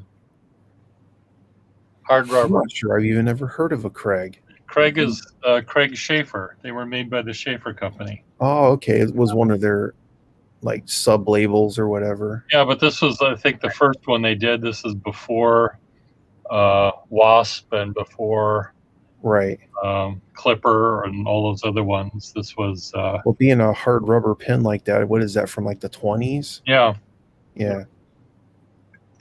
Uh, Well, I wanted Yes. to show you something as well. I spent some time. You were saying the other day how you sell pins to one of your friends and he immediately gets out the chrome and polish and blah blah blah. Well, I cleaned up a few of the pins that I got from you. Yeah, I got rid of the pure cooties. Yep. Well, I didn't get rid of the pure cooties, but Okay. they're definitely nicer. they polished up really nice. I mean, Yeah, here's that black balance. Wow. And it's I can see myself in your china. just Oh, very nice. The other cool thing is too is I had a nib from a broken desk pin that was the exact same nib that was on this one, Uh-huh. and I swapped the nib on it because I like this one a little bit better, Okay. which is always fun to do. Play the old switcheroo game on pin parts. I think Kesh, because they're both first dates. I think you're not in fact two-timing on anyone. You're just lining them up. When you go on a second date with one of them, and you go on a first date with any of them, with anyone, then you're two-timing. really? I think so. You're cheating on one. I mean, you have to have that relationship. You have to say, "Oh, well, we're an item now." Then and if you both agree that you're an item, then if you go on a date with someone else, then you're two-timing them. I've really never dated as such. I've only been. I was with my high school sweetheart for a very long time, from about 15 years old till I was about 26, and then I was married for 8 years to him. And so I've never really dated as such. Dating, Cash, dating is putting your foot in the end of the pool. It terrifies me. Testing Swimming. the waters. Once Yes. you get in the pool and you start swimming, I think that's the relationship. Right, that's when it would be considered two timing, triple timing, whatever. Quad timing. Quad timing, yes. Joshua Schroeder says, grew up in Michigan and pop was the norm, but I live in the South and have for most of 30 years. So it is Coke regardless of the flavor. Okay. It seems like what happens when you say, I want a real Coke? Or, I mean, do you have to, I don't actually know. I mean, what yeah, do you have, I want Cokes? So yeah, when you order a Coke and you want like a specific, variant, where do you go from there? I want a Coke, sub Coke. And then from Coke, then sub Coke, it's Diet Coke, or Zero Coke, or Zero Gravity Coke. Joshua Schroeder says that is a Coca-Cola. A Coca-Cola. Or the specific type is I heard that they're coming out with coffee mixed with Coca-Cola now. There's already caffeine in it. Yeah, well, the strange thing is I seem to remember like 10 years ago, they had a version of Coca-Cola for a short time that came in little containers that had coffee mixed in with it somehow. Oh, really? So Wow. that's when I started hearing that they were going to be releasing this coffee Coca-Cola. I was like, they already did that once and no one bought it. I mean, I don't really drink Our soft attention drink. span is such that we can do it again. I mainly drink water or rarely Sprite. Well, Do you I'm have a water Esterbrook drinker like as well. this? What was that, Pierre? Mitch, do you have an Esterbrook like this? No, I do not. Aren't they cool? Oops. Would you that like is an pretty cool. Esterbrook like this? I have I only have one Esterbrook, and it's just a black Esterbrook J, Uh-huh. the plainest, most boring one you can get. Okay, Cash. Cash says, His daughter was accused of drinking water and was fined a great big $50 bill. They got an awful lot of coffee in Brazil. No tea. they have a lot of coke in Brazil. But, Cash says, unless you commit into a relationship mutually, I think I'm going to say phrase, but he said phase before that is dating. Phase before that is dating. Oh, Mitch, this might be Mhm. for you. Maybe. I don't know. It's a brand new Schaefer Targa nib. It's a cartridge filler, though, so that sucks. But look at the nib on it. I can't see. Oh, There there we it goes. Come on, get in. Oh, we're not getting the focus. Yeah, that's one of the shorter, the short diamond inlay nibs. Well, just a minute. Let me just. A diamond inlay? Well, it's a diamond shape. Oh, okay. My bad. See, I'm learning. Learning. Yeah, it's like two triangles stuck together. Oh my gosh, Oh, wow. Holy Chicago. that is awesome. It's a broad, and It's almost like it's like a felt tip. it's like a Sharpie with the president. Yes. What's his fuck signed his things with. Yeah, I have a couple Oh, Schaefer the traffic Targas light. with broad nibs, and they're super fun to write with. It's like writing with a marker. Yeah. But the Yeah, problem that's is that I don't know if you can see, but there's a little gap.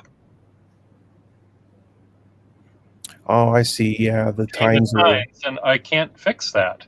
Yeah, the nib sprung. I mean, it can be fixed if you can undo it.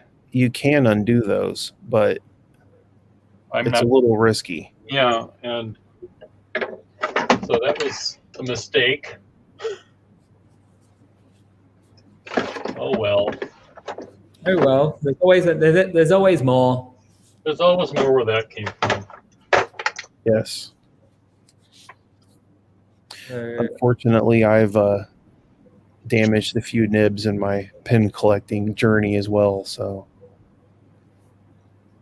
are they but I easy also to have repaired many of them too. So, I think I've fixed more of them at this point now than I've broken. So, I think it all evens out. Okay. How do you break them? Do they snap? Do they bend? Do they? They So- typically get above. bent They do anything that you can imagine that they can do. They can do. because the nib on a fountain pen is extremely critical between how much distance is between the two parts of it, how the very tip of it is shaped. They're pretty sensitive. So, like the tip can break, I'm assuming? Yeah, like if you drop it, and it lands on the very tip, it can get totally mangled and never right again unless it, Unless you fix somebody it, that knows what they're doing repairs it. or you press down too hard, like someone did on that. Right. You But- press down too hard, they call it springing the nib because then the two parts of the nib will be like this instead of together. Oh, it's two parts. It's not just one. Yeah, there's a What little you slit have, right down the so middle. nib is slit down the middle with a Oh, saw. So it is. I see that. And that's where the ink gets trapped between those two pieces. And that's what brings the ink to the capillary action pulls it toward the paper. right. Fibers of the paper pull it out of the I nib. see how it's got like the line down the middle. Okay. Right. That's where the ink travels. And then it's got that little hole. That little hole is there as a breather hole. It allows It's a little also- bit of air.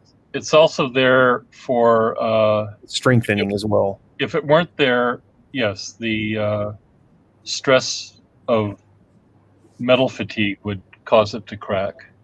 Oh, okay. So that Yeah. little slit there could start cracking, and it would split the whole nib all the way up. Yeah. Oh, okay. To fix a stress crack, I watch all these airplane disaster movies, and metal So do fatigue causes the trauma. But here's your airplane wing, and if there's a crack that's doing this, to fix it, We you can't put see it. drill a little hole there, and Yeah, you're off the page there. that will keep it from cracking further. So may I ask, like, what this rubber part is on the back? That's called the feed. Okay. The feed is what actually transfers the ink from the cartridge or whatever inside the pen up to the nib. Oh, okay. And the feed has Think little, of it as the in the back of the pen is your heart, let's say, and the feed is the main artery that brings the blood toward the point, and then the capillary action takes over to bring it down to your little tips of your toes. Right. Okay. That's interesting. Okay. It's good to learn something new every day. Every day, yeah. And those feeds, like those little lines on the bottom of your feed, those are just decorative. They don't do a thing. But some of them do things. If those were cut all the way through, then they would hold a lot of ink. Oh, okay. Probably spill a lot of it. But I have some feeds that were someone had taken a saw or something and cut extra little fins in a Waterman spoon feed to get extra ink right down there where it's needed.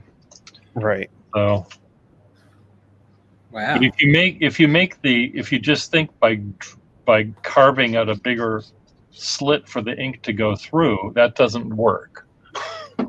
You need that feed has to be not so wide. Yeah, because it interrupts the The capillary capillary action. So anyway, That's honestly like really fascinating. Honestly, it really is. so it works like your blood vessels, capillary action. I'm a doctor. You're a doctor, so you know the answer. You know how it works. Okay, I'm not gonna drink more coffee, but I'm gonna throw some food down my gullet. Which is? Which is cereal and milk, unfortunately. Well, unfortunately, I think I might have to jump off here because it's already 9 a.m. I got a couple things to do and errands to People run. to see and dreams to have. And soda pop and Cokes to drink. And Okay. Oh, Russell has just. Russell. oh Russell. no, Russell. Sorry to interrupt you, Mitch. Sorry. Russell. Can I Yes, invite Here's you? Russell. You can tell us how the eviction went. Russell had to evict a student yesterday. oh no. What do you mean? I don't understand. Russ, I'll just say what he does. Maybe I don't think I'm. Is this like the Russell that we saw cooking the other day? Yes, this is the Russell that we know and love. And Russell works at he's a person who lives in one of the dorm buildings, and he helps keep the dorm building going, whether it be plumbing issues or heating issues or domestic issues between neighbors. He's a handyman. He's that kind of a guy, I think. And so he was in charge just a few days ago of having people move in to the new students move into previously empty units because they're now going back to school. Mm-hmm. And he also evidently had to, if I can say this, Russell, there was one person who was living there but was not paying the bills to be in school, so he had to be let go. They're kicked out on the street. Is that correct, Russell? Well, that's never an easy job to do. And especially when Russell probably is 1/3 the weight of 1/3 the weight of the next smallest person in the room, in the building. So, but he has a big booming voice that sounds like a Klingon, so that'll do most of the work. Yes. He sounds like a Klingon when he tries to speak Italian in a Russian accent. Russell, would you like to join us? But I think Mitch was going to head off, or are you going to stay, Mitch? Yeah, I got to run, guys. Arrivederci, Effextinol. Remember, it's been take great. Effextinol. Use only as directed. That's right. You may be wondering how I got this disease. You may be wondering, what are my treatment options? Effextinol will Are they real TV advertisements? What? Like, are they real TV advertisements? Like, they actually say that in? Yeah, They they do do that that. about other Oh, things. yeah. See, that's They don't do illegal. that about Effextinol. You haven't had it approved yet. It Yeah. hasn't gone through the FDA. It should be illegal here, but it isn't. So, They say Sorry, things guys. like, ask your doctor about Effextinol, or And see how Effextinol will be right by you. If you have a hard time, paying for your prescription. we Yes. we have a program that may help you. So, and then they have to say by law, in addition to saying what it can do to fix you, it has to list all of the things that could go wrong, like explosive diarrhea, Side effects may include rare heart cases, palpitations, death. epileptic seizures, And they say that very fast at the end. short-term memory Say that loss. very fast at the Yep. end, so that Russell would like see to if I join can me. invite him without having to copy to Maybe- clipboard. Yeah, I'll copy and paste If it. this works. See if that works. Edit, paste, edit, paste. Well, anyhow, it was super good. Oh, to that see one you worked. again and catch up and everything. So That one did not. Yes. So Russell, come on in. All right, we'll let Mitch go. We'll thank you for playing this portion of The Price is Right.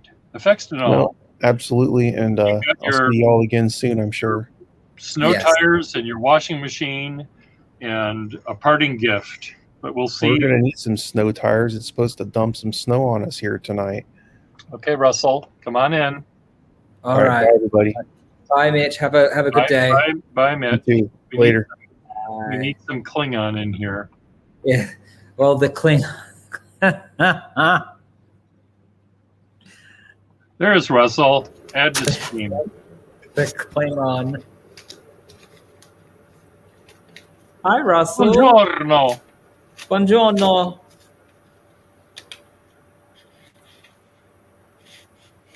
You can hear us, Russell. I can tell you can hear us.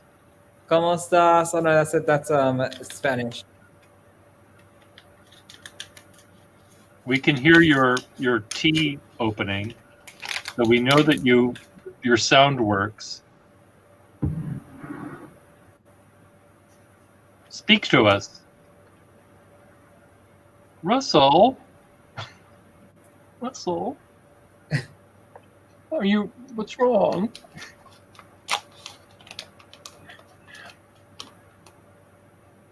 Did we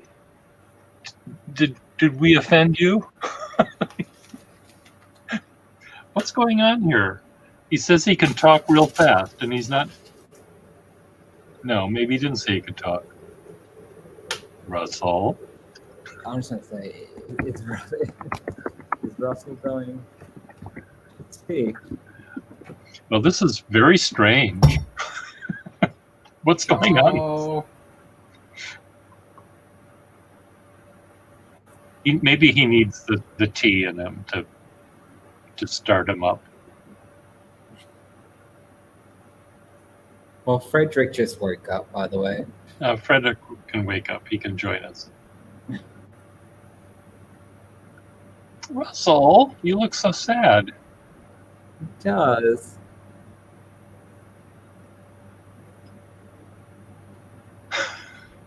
I don't know. He's staring at me like I feel like he's like, What? what? You're like a dog that was kicked by its master 3 times. Are you his master? No, I didn't kick him. I'm not his master. He looks like he's gonna cry. No. He's just clearing his windpipes so he can speak in Klingon, maybe. Russell? Maybe he's not awake. Are you what's going on? This is I've never seen this, Russell. You're frightening me just a little bit. Oh, there's Frederick in the chat. Hello, Frederick. Friedrich. All I know is that I was told that Russell is going to live in my attic. Or crawl space. Yes. He Russell's gone. He'll come back, maybe. That was terrifying, as if he had a gun to his head, allegedly. Allegedly. I feel like he can still hear us, though, but, you know. I can hear you, Scavello. Ciao. Ciao. Ciao. Can you hear me? Come stai? ¿Cómo está? I am. Muy bien. No, la risposta è sto bene. Sto bene. Muy Molto bien. bene. Molto bene. Muy bien es español. I know, I get the two confused, bitch. Sorry. Tu sei un puttano. Yeah, be a Vero puta. puttanello. Exactly. Okay, yeah, I had to turn off my camera because people were freezing up on my connection for some reason. Can you hear me, Russell?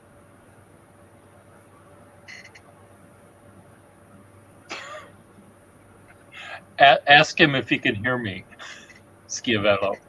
Can you hear Pia? No. No. No. Maybe Russell needs to leave and try and join again. Maybe he doesn't Okay. want to hear me. Maybe he. Ti lascio ora. All right, he's going to try and join again. He's going to try and join again. Okay. Well, That was odd. He could only hear me. that was scary. He only wants to hear you. He doesn't want He to. could have at least spoke to me. Anyway. He's going to try and join again. Okay, good. There are some people who, when you don't see them in the way that you normally see them, it's very frightening, and that was kind of frightening. It was. Like I said, it was like there was someone holding him hostage. Yeah, holding him hostage, and he had to. Buongiorno.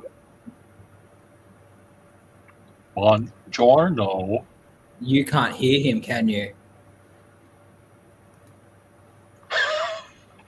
Oh no.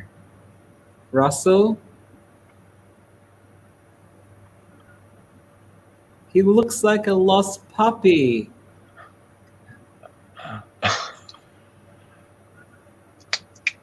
Wake up. When I snap my fingers, you'll wake up. Yeah, I'm still not hearing too much. Okay. I wonder why. Tell him to take off his earphones. Take the headphones off. Try that. Who knows? Y'all are just freezing up. Oh We're dear. freezing up. I blame it on your internet connection. It must be his internet I'm gonna connection. try stopping the camera again. Okay. Can you hear us now? Can you hear Pia? Hello. Hello. Hello. Hello, Russell. I think it's not functioning. It's not functioning. Oh, this is sad. It is sad.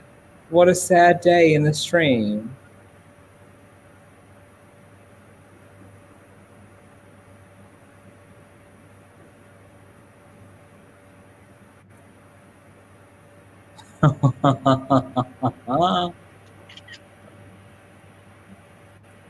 See, Parker, and you want to move to West Virginia. I'd die if the internet did that to me.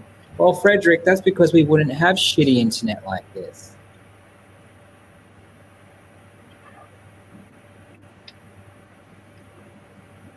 Verizon's going to be my best friend. Check your text, Schiavello. Okay. Aye, aye, aye. Okay. I just Aye, aye, No. okay.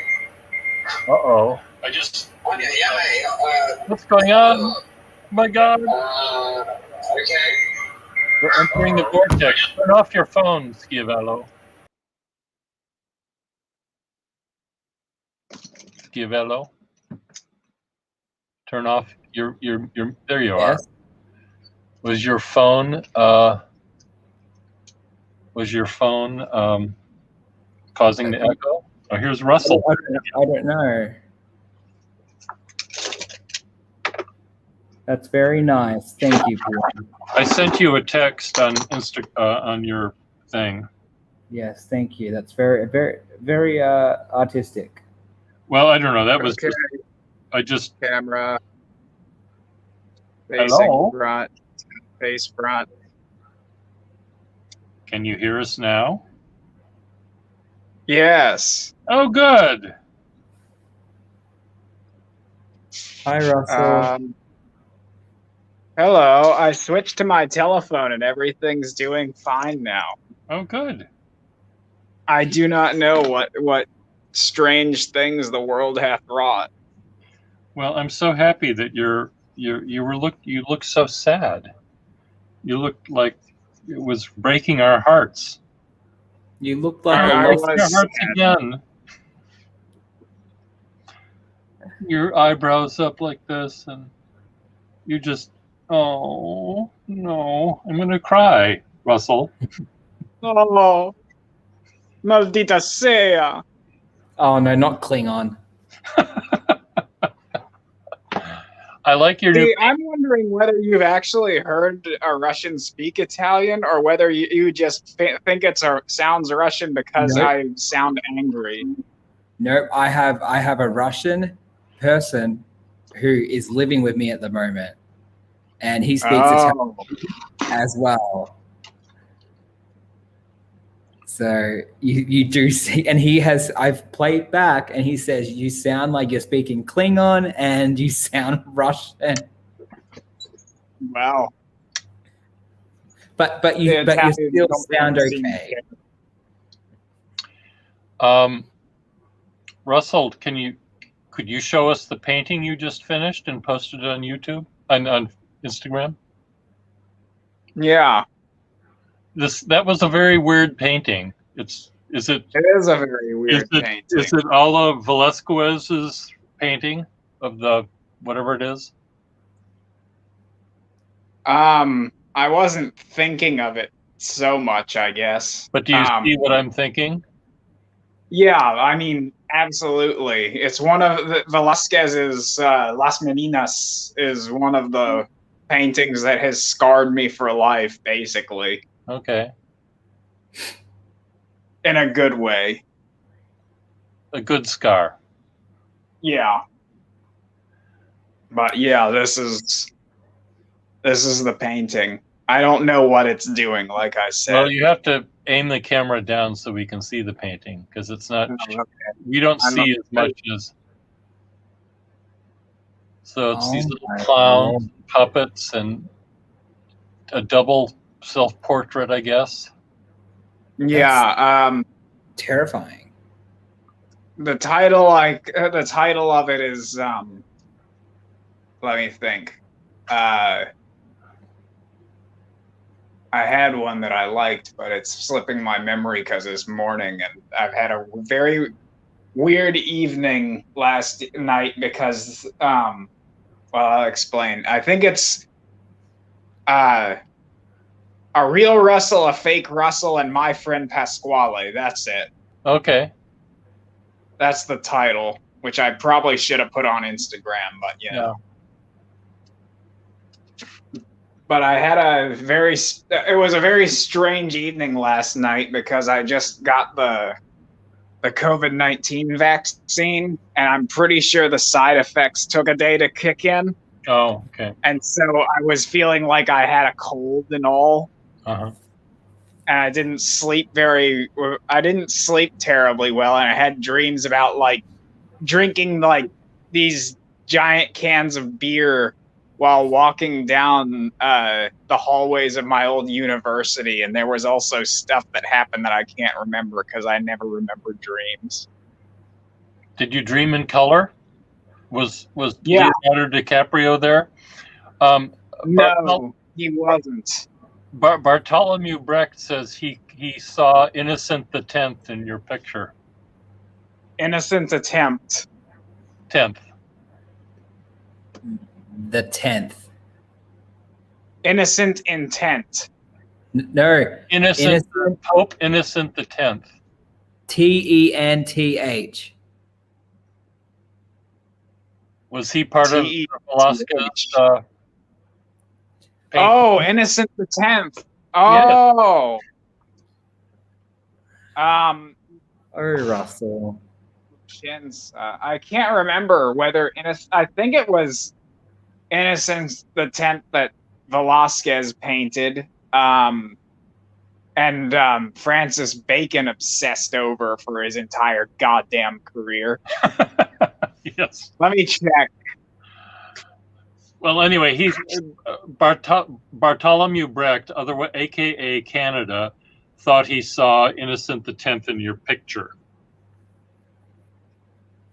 Yeah, I think Bartholomew Brecht is confirming that it was the Velasquez. And Frederick the 10th says Il Patrio, meaning the Pope, I guess, right? Il Patrio. Il Patrio. It's more like that'd be more, at least as far as I know, like saying the patriarch almost. Uh-huh. Not Il Pape or whatever it is. Il Papa. Il Papa. Mm-hmm. I had to learn that. Oh, right here. I found it. Look at this. You'll love this book. I found this in our dumpster in our building. Oh, Lord. This is why I talk with you here, because nobody else tells me what they found in the dumpster this morning. Oh, Popes through the ages. So let's Un'intera carrellata di corruzione. Let's just look up Innocent the 10th. He was a very interesting man, Innocent the 10th, because unlike all of the other popes, he was extremely cheap. Like after Leo, after there was Leo, who was incredibly corrupt and who spent every cent that the church had after I can't remember, after Julius came in. Yeah.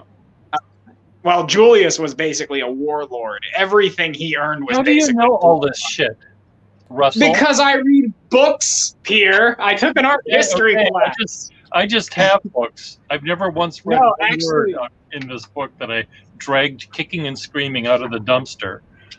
No. I read a book basically on San Pietro. It was required for my history class. This book, I can't Leo remember the the 11th, title. Paul V, Gregory, Urban the 8th. But it was basically about building. X. And there's his portrait by Velasquez. Now, this book is put out by the Catholic Church, so I have a feeling that Probably wouldn't mention what I'm mentioning. it wouldn't mention all of the shit that you're bringing up. Oh, look at this. Oh, This is also in the dumpster. Carino. Oh, so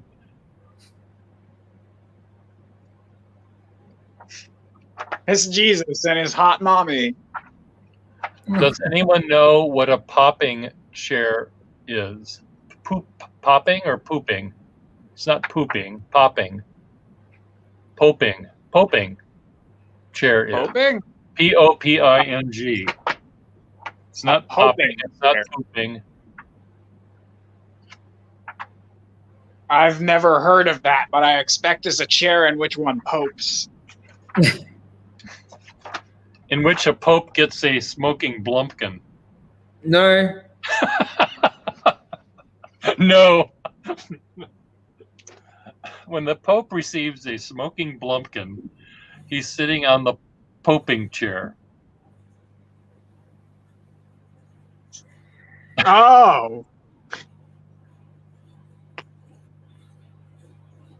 Look at that smile. Well, That's why that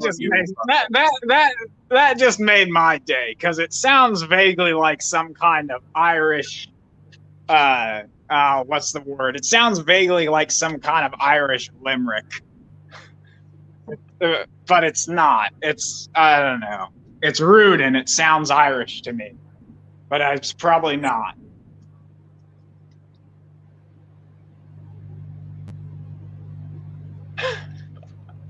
Well, we've moved from one thing to theology and scatology all in one sentence almost.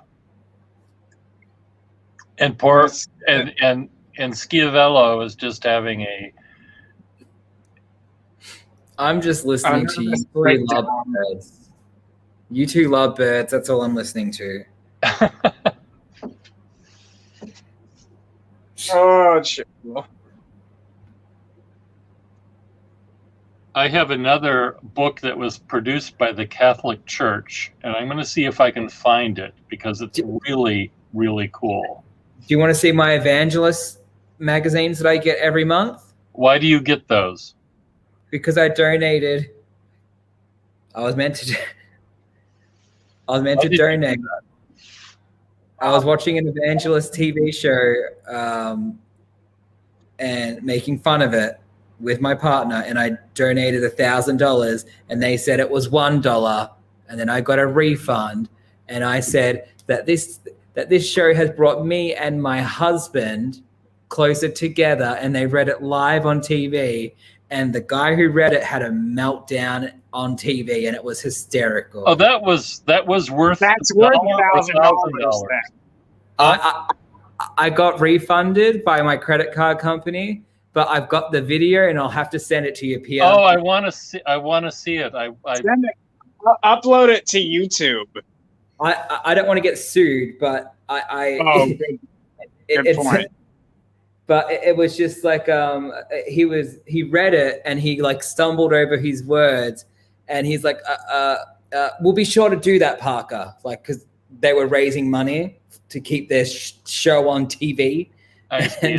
And your dollar was tainted by homosexuality. It was $1,000, but they said it's $1, and I got so pissed off.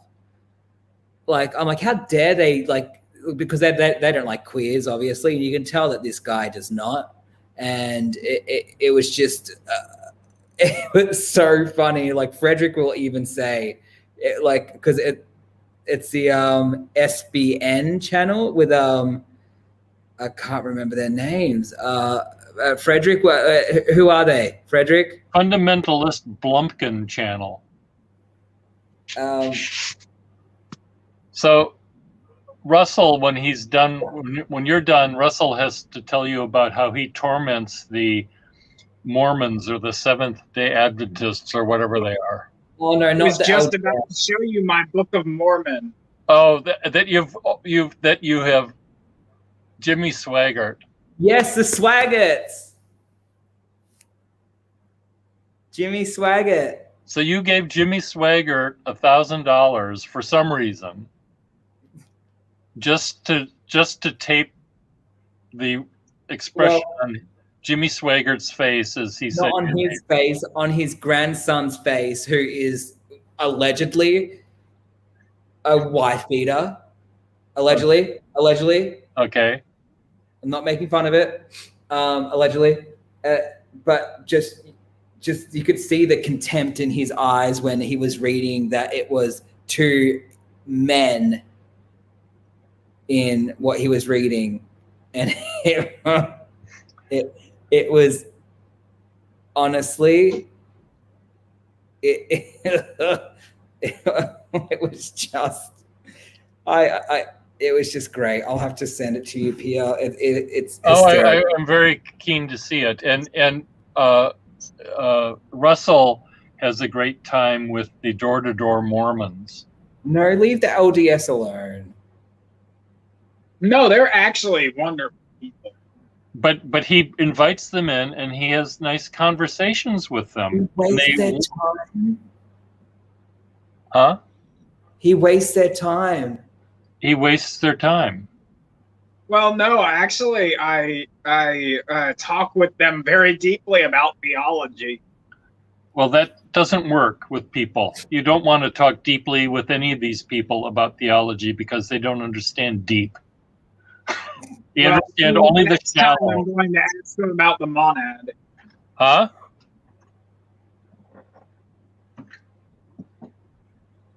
Oh, I said next. Go ahead. Oh, okay. I said next time I'm going to ask them about the monad, because one of the things I keep learning from the Mormons, is that, well, the Heavenly Father is a being of flesh and blood, right? Apparently, the Heavenly Father is somebody who has passed from the human state and become God. So I'm wondering if that's connected to the Gnostic idea that the God that we're dealing with is not the true divinity, but the monad is, and the monad is some kind of unreachable principle rather than any deity. I think you've already lost them. If you've lost me, the Mormons too will be. He hasn't lost me. Monad. All hail the mighty monad. And there you are drinking your coffee cup like it's the Holy Grail there. Drinking your tea with both hands. People have already said that I have an unorthodox mug technique. You do. Same. I mean, like I drink mine like this, or I like that. Like Yeah. I have no normal way. Well, Russell, I think is part chipmunk. He needs both Hot hands clean. on the acorn. Well, if I don't hold it with both hands, some bastard's gonna steal it from me. I see. Our friend, the pen maker, the noodler pen maker, what's his name? Nathan Tardif, enjoys putting sugar cubes out for his raccoons in the backyard, because the raccoons, of course, have to wash their food before they eat it, and then the sugar cube disappears on them, and then they pick up another one, and meanwhile, poor Nathan it's what he does instead of pulling legs off of spiders, I guess. That's quite sadistic. Yeah. I'm certain it puts these raccoons in some kind of existential crisis. Joshua, I think we should all do that as well, especially Russell. Wear panties when they come to the door next time. Nothing but See, panties. I don't get to talk to them face to face no more because of the coronavirus, I and so see. it's all just Zoom chats now. You can still wear panties. I could. They might stop talking to you. I mean,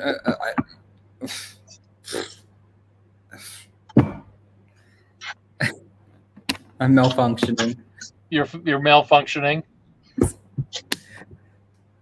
Panties and the That's LDS. your existence. Who was saying LDS sounds like a medical condition? Oh, Canada is. Well, Canada.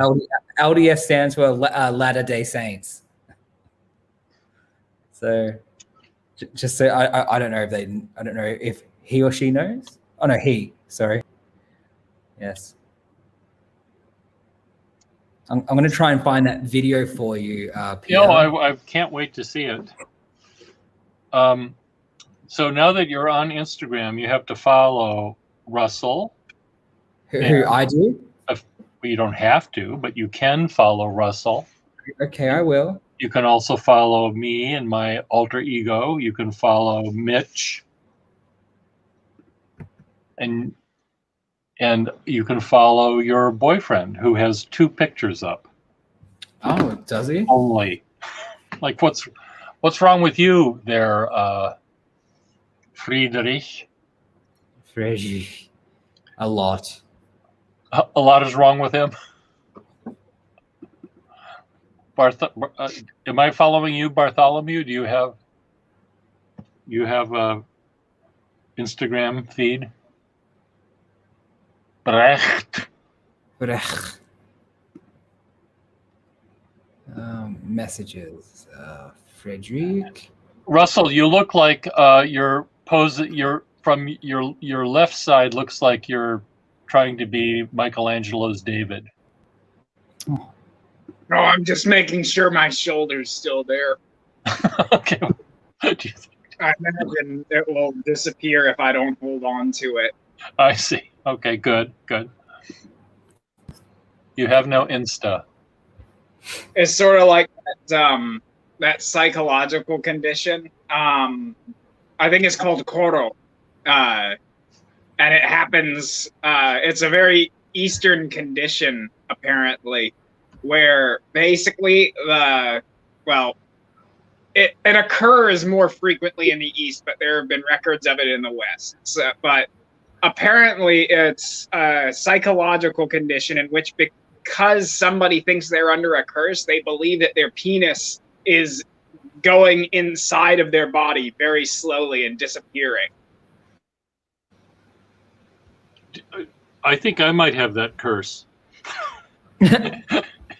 Only when it's cooled out. Mine's disappearing on me.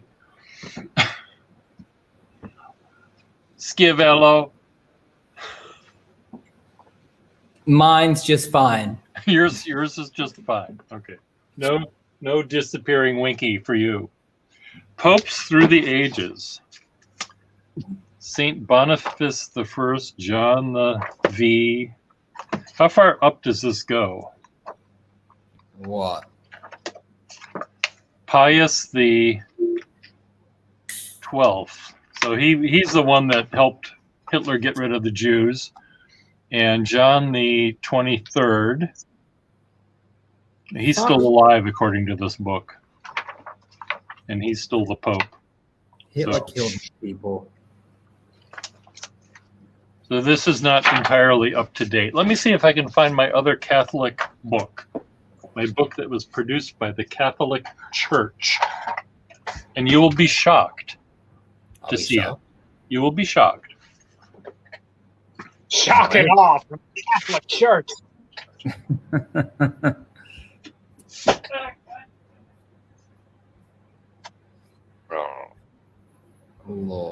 Lordy Lord. So how'd your eviction go, Russell? My what now? Your eviction. Oh yeah. I mean, it's pretty uneventful. I basically told them, look, you have till Sunday to get out. Put your key in the drop box. if your room's not clean, you're getting charged. And none of them took it terribly poorly. They were pretty. They didn't seem like sad or even perturbed about it for the most part. Of course, they might have been high at the time. I'm not certain. One of them probably was, because it definitely smelled like it. Right. I mean, isn't that what all dorms are about? Is getting high? I mean, basically, we're technically a drug and alcohol-free campus, so I should have said something, but you know, I've got principles outside of the school's principles, and I really don't care if he wants to get high one last time before he leaves his damn apartment. Yeah, I mean, that's very kind of you. I mean, look, the way these kids are put, like, once they're kicked out of here, they may not have anywhere to go. So it's like, I really don't want to make your life any worse right now. Mm-hmm. Yeah. The thing about this college is that they are a 100% acceptance college. They literally take everybody who applies. Which, you know, is... I don't know how to feel about that policy, because it would work if our school system didn't have to function under the maddening what is it? The maddening cosmic eye of capitalism, basically. Mm-hmm. Wherein a school has to make profit in order to sustain itself, and is not funded entirely by the government, and it's like my boss straight up told me, like, on either the first or second day, at the end of the day, we have to make a profit, and this is sort of a service industry, like a hotel. So we have to make sure that the students' experience is good. Which I'm thinking, okay, making sure the students have a good time in college is great. But then again, if you're running your college like a hotel where you get a degree at the end, I think something might be wrong. I agree. I'm unable to find the book. I'll save it for another time. Oh, you couldn't find your Catholic book? My Catholic book is still... It must be by my bedside. Oh. Oh. It's in the organized chaos of the Gustafson home. No, it's somewhere here, I guess. 5 has it. So, real quick, I just want to get your opinion on this, Parker. Me? Shit. Okay. I'm not particular. I don't know how to feel about this painting of the Hamburglar. And Parker's going to help you? I mean, I just sort of want his critical opinion on this Hamburglar painting. I mean, the burger looks like a trout with the eyes. Yeah. But I like it. I really do. Okay. Well, thank you. See, I felt like it was too basic, you know, but no, not at all. I think if you add a pickle on the hamburger, that'll help. Yeah, either a pickle or a tomato, or like make the tomato into a tongue. But you know, there comes a point where at a certain point, like I just get tired of working on a painting and I have to start a different one. Mm-hmm. But yeah. Well, Russell has done, in addition to his many, many amazing drawings and paintings, the Hamburglar, that is not my favorite Hamburglar piece you've done. You're referring to the Hamburglar in blue ballpoint pen, I believe. That one's okay. That's not the one I was thinking of. I mean, but that's Really? that's no, I'm not that much of a perv, Russell Facemeyer. Okay. I'll just show it. I like the ones. You I like some of the other black and white drawings better than the blue ballpoint pen Hamburglar. Let me just find it. Russell Facemeyer. Russell Is Facemeyer. Facemeyer your last name, Russell? Yes, it is. Okay. See, here's the one that he thought I was thinking about. The Hamburglar as As a figure Hero. from Guido Reni's paintings. okay. That's terrifying. Basically copied a Guido Reni painting. It is terrifying, but the Hamburglar is a scary guy. He steals your hamburgers. And You you know That's this a pretty scary prospect, I gotta say. here's a Hamburglar showing his. I mean, this is another drawing that Russell did. The Oh Hamburglar. yeah, that was at Christmas. Oh, that's cool. Can I show him the drawing you did of me? Is that okay? Yeah, go ahead. I don't know Here- which no. one. Here's the Hamburglar that he.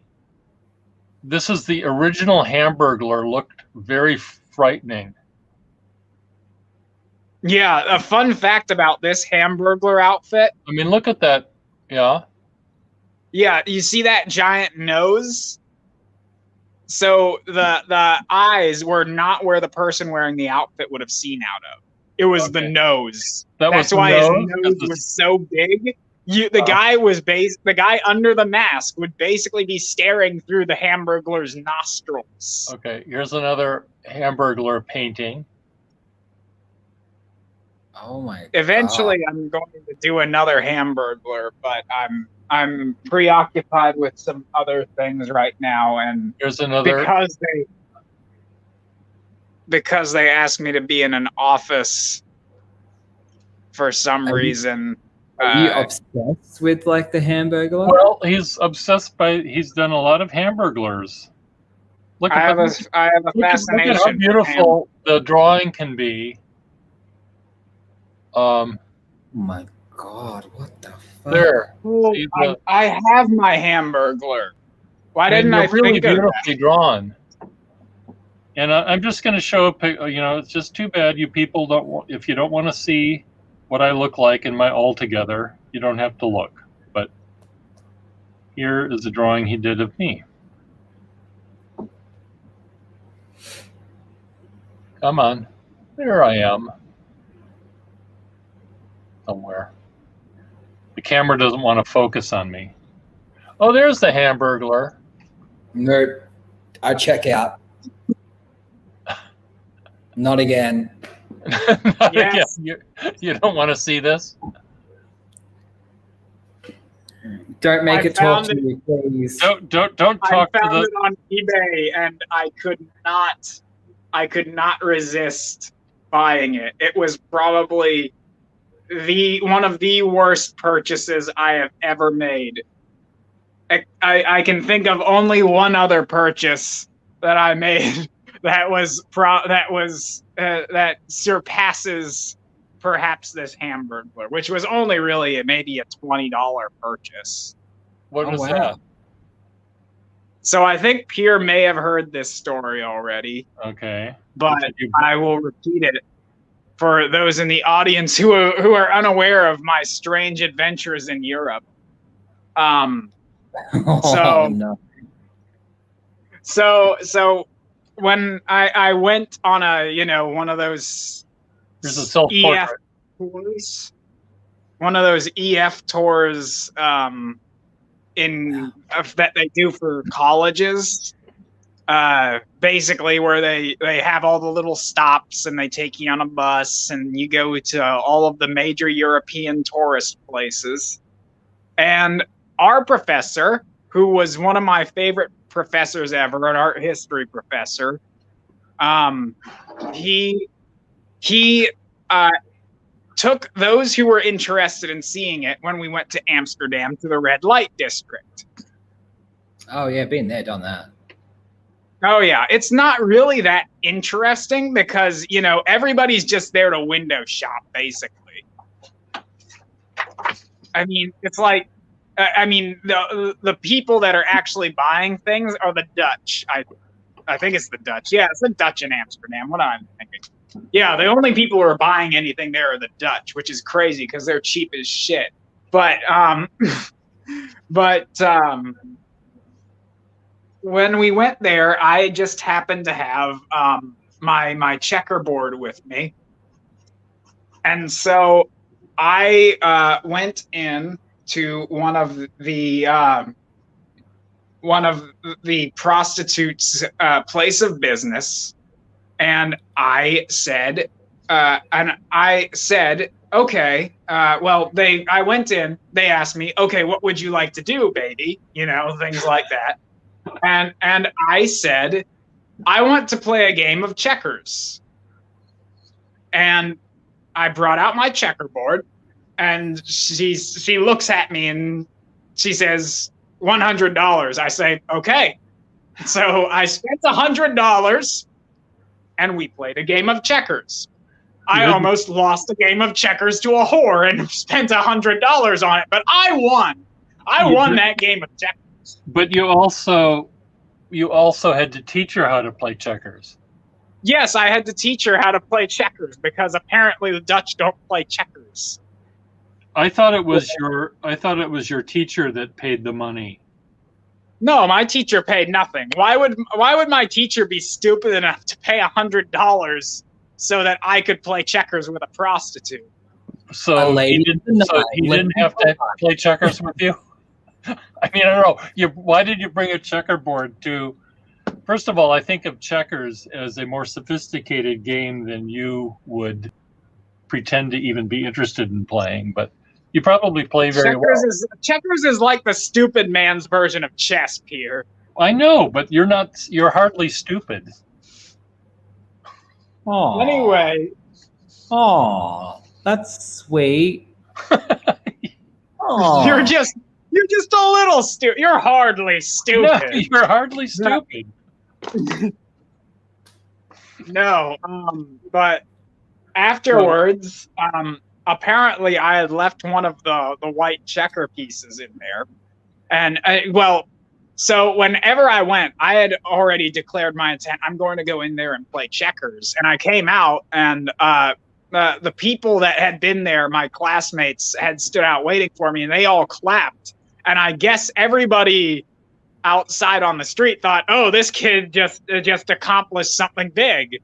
Just lost his virginity, but instead he just basically, oh, this guy lost his virginity. Good for him. And everybody else starts clapping. So then this is the best part. I had apparently left that white checker piece in there. Yeah.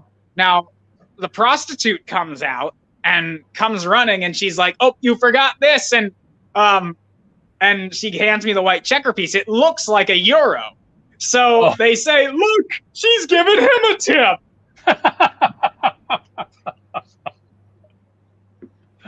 Yeah. Oh my God. Well, I want to go to the red light district with you, Russell.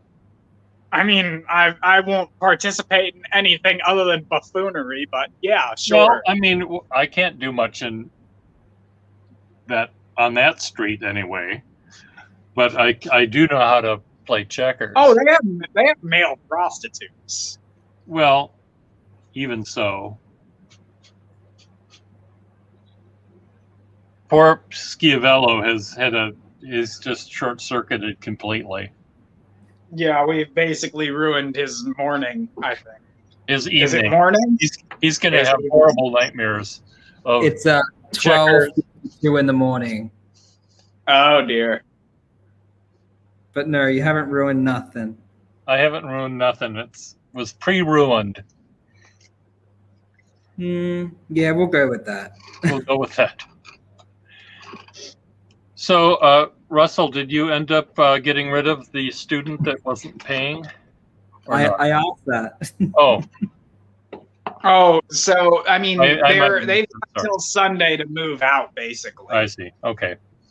And then there was one who, we just haven't been able to get a hold of him. He wasn't attending classes, and like he had left all of his stuff in his room. He had not been in his room because I had opened the door and checked for him. Never there. And so finally I had to call his dad and ask, "Hey, do you know what's going on with this kid?" And he says, "Oh yeah, he's withdrawn." Now I had never heard anything about this, which makes my job a lot harder because I'm supposed to know who is living in my apartment building. Yeah. And like I checked back in this guy's room, he left still all of his stuff except for his giant big screen TV. So I guess that. Well, can you keep all the stuff he left then? I mean, I probably could. I don't know that I'd really want it. It's basically just a folding chair and some pillows. That sounds. I pretty was hoping he would. I was actually hoping he would leave behind his quilt so I could make puppets out of it. But sadly enough, he did not. Okay. Not puppet. Do you want me to buy you some fabric? Like, would you like me to Amazon you some fabric? I would prefer to use like old upcycled fabric. Something I've got used. underwear I haven't worn in a very long time. Do you want that? No, As you long can as put you that on want eBay, it first, Schiavello. yeah. You can make a lot of money on that. Why don't you? Like- But the more colorful and garish, the better. You Okay. could give Russell a gift certificate to Goodwill. Okay. Does that exist? I don't know. No, It should. It should. no, exist. I don't think they do good gift certificates. Although I would argue too that they probably should. They should. They should give them because then they'd get the money and then no one would actually cash them in because they'd be too embarrassed. I'm not. Well, I love going I don't to see. Goodwill. Yeah, Goodwill is a fun place to go. I mean, their politics are a little bit. Do you If have you that frame sometimes- that you bought in Goodwill? Which one was it? It was a frame that someone wrote on the back. Oh yeah. No, I don't have it. Like basically somebody had like put a painting of theirs in Goodwill and say, I bought this painting for like $14 originally from Goodwill, and now I have painted over it. And I have put it back into Goodwill, and it is now like the same price.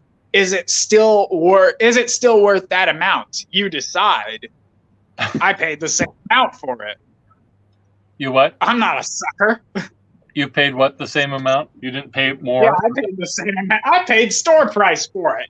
Okay. You think I'm paying extra because he decided to be an idiot and put his artwork in a cheap frame? Nuh-uh. Well, as you can tell, Russell and I, there's a lot of overlap that goes in our the things that we manage to drag home with us, whether we buy it for ready money or find it in the dumpster. Yes, We're I can scavengers. Yeah, in a way. I can tell, especially from that first puppet I saw that he interacted with a couple of nights ago. That was terrifying. Did I show you my puppet, Schiavello? I can No. show him puppets. No. Like I have the bear. I have my bear right here. Oh, show us your Like- bear. Schiavello, you can look away. So I found loads of old can you see it? I can see loads of old stuff. Yep. Yeah, loads of old sort of knitted material. That's the body, and then the head is made out of an old sandal sole as well as some various fabrics and all that. And the inside is actually an old stuffed animal. Good for you. Good for you. Yes, that's the correct response. That's the response I get from most people when I show them my puppets. Oh, good for you. Hello, Schiavello. Hello. Hello, puppet. Hello, Tiki Torch. Wait, is that Yes, this is particular the special puppet? one. So this one was the marionette I found in my building, and In a dumpster? huh? In the dumpster? It was not in the dumpster. It was in the actual our area that we put things that we want to get rid of that aren't bad enough yet to go in the dumpster. So here was this puppet, and all of the strings were all tangled up. And I thought, well, I have to untie all of the strings to retie them. So I tied the arm and the leg, and I got all of it tangled, but there was a string left over. And I thought, what the fuck does this do?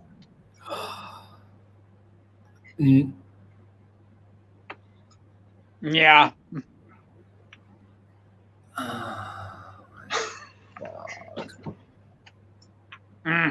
Yeah. Schiavello, Yes? what's wrong? Schiavello, Schiavello is, I'm just fine. mi sembri un po' sconvolto. I can't take you serious, Russell. Sei scioccato? Well, Frederick is going to give all of the stuff he clears out of the hobby room to Russell. Damn fucking right. Okay. Or me. You can give it to me too. I've got all sorts of things. Well, Someone we're gonna threw out give a whole big bag of little bunnies in our building, and I took the little bunnies. We're giving Russell all the stuff from the hobby room, and then we're giving all the pens to Pia, Frederick.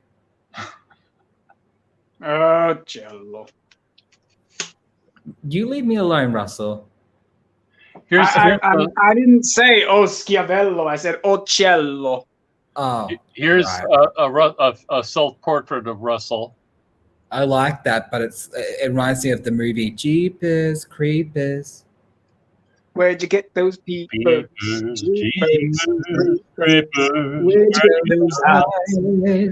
Gosh, all. Mm-hmm. Look. Oh yeah, there it is. Oh, look how cute you look, Russell. Cheeseburgers, rubble. Oh yeah, I said cheeseburgers, rebel. That was when I had less than a year. It was still going. What's with these puppets, people? Like, puppets are the most magnificent thing in the world, as far as I'm concerned. Here's Russell's 3 versions of a cat. So you've got that one. Looks like a drowned rat.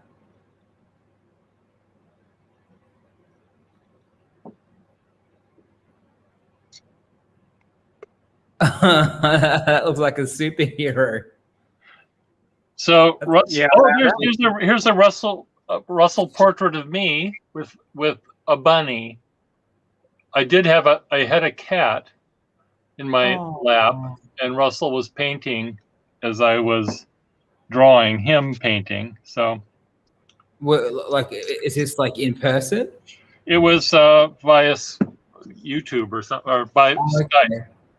Wow! But he did draw me in person once when he was here visiting. Yeah. Wow! What? Just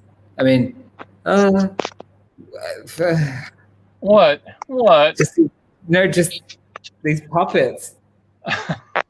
Like, I'm gonna have nightmares again. Nightmares. There Like- we go. Oh no, he's gonna show off a puppet. Oh no. No, I just have my thing on my cavaletto, or trepiede. That's it. My tripod. Yes. But I feel like there's gonna be a marionette something coming out. We can do that. Frederick might have a There's slight no, I problem. don't have any marionettes right at the moment, other than World my War One guests. items.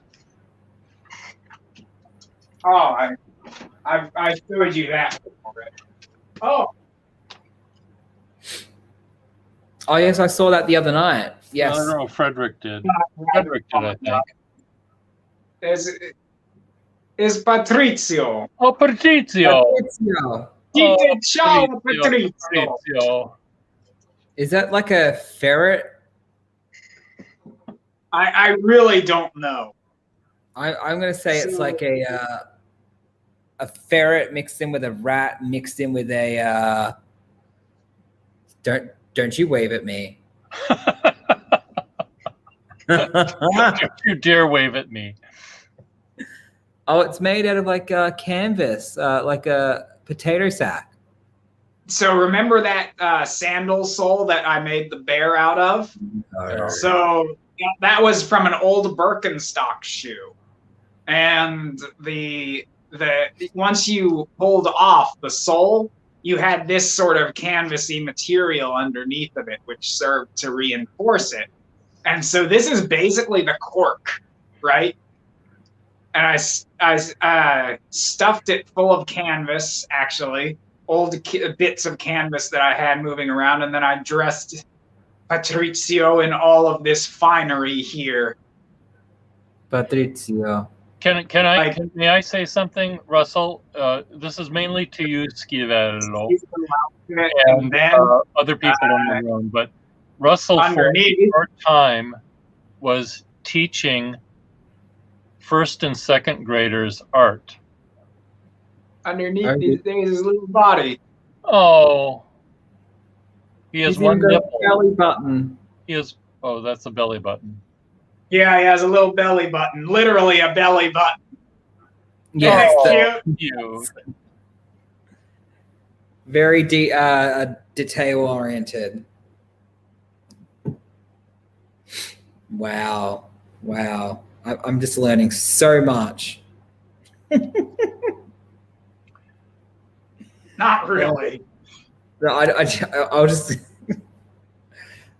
like, what am I doing with my life? It's 1 a.m. and I'm just like watching. 1 a.m. and this guy's showing me a puppet. Yes. It's just, I don't know. I don't know. I don't know. I have no answers. I mean, no, I don't even know. Frederick, save me. I don't know. Like, I don't know. You're well. We'll give you some time.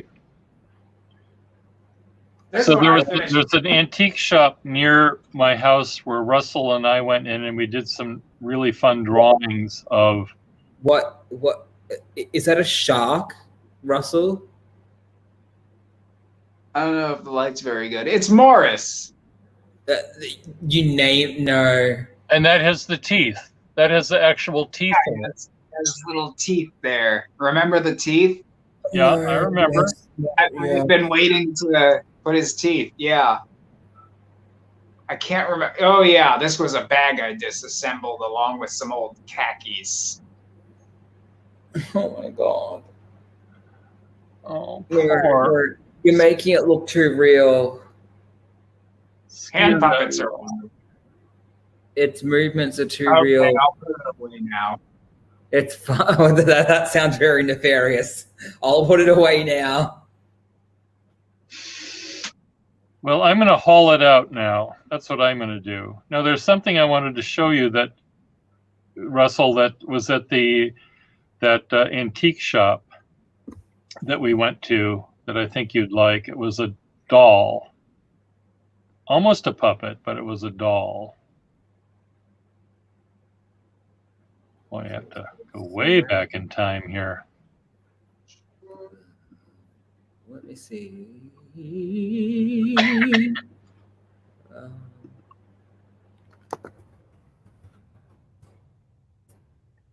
Oh my God, is that it? Does anyone else have anything to say?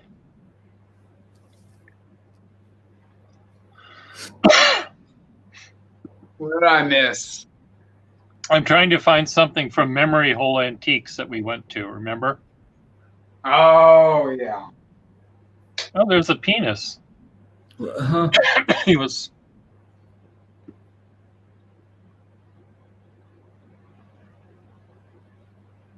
Oh my. Oh my. Oh my. What a way to look at it. Yep. Put it in the slicer.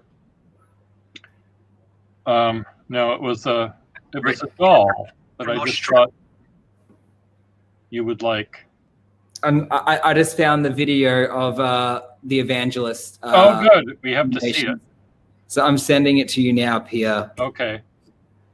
Oh my God. Like, someone got fired for that. Okay, it's here. Before I do it, I'm just trying to find this doll, but I may just have to wait. What's going on in your head, Russell? I'm trying to decide whether I want to start on a new painting right now or not. Well, I'm just going to say, so you know how I mentioned that your voice reminds me of someone, Russell? Yeah. Yeah. There's this person on YouTube called Ryland Adams. Don't know them. And this person is, his partner is Shane Dawson on YouTube. So, do you know who I'm referring to? I know Shane Dawson. Well, his partner, you sound very like his partner. So maybe you should YouTube Ryland Adams after the stream. I don't know how to feel about that. Good. I am only familiar with Shane Dawson for his reaction to what was his face? The guy that had done the video in the Japanese forest. Oh, Logan Paul. Yeah, Logan Paul. Because Shane Dawson did like an entire thing, like an entire documentary based on is Logan Paul a sociopath? Okay. A sociopath, exactly. That was actually his brother. Oh, okay. Jake Paul. Very, very funny, Parker. Oh, you watched the video? I did. We were talking. It was nice watching him just get. You could see him stop talking. Yes. And a little tiny bit of vomit coming up from his lunch, just a little tiny bit. Yes. As he's before he goes back to saying thank you. Yes, and like I know someone got fired for giving him that piece of paper, and I'm just thinking they spent more money on that than I gave them, because they said I gave them it all back. But I got it all back, but they had to print it on their laser printer. Someone who was hired had to actually walk it and give it to them. They had to give me screen time. So it's just now, like, what were you actually asking prayer for? I don't remember, Frederick. What was I asking for prayer?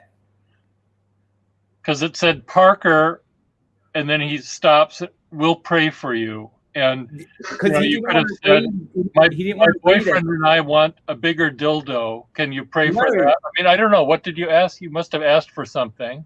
I think I said my husband and I something about becoming stronger from watching the evangelist church stuff. But see, people are named weird things, and Parker could be, in some world, Parker might be a woman's name. Oh no, I made it clear that it was two men.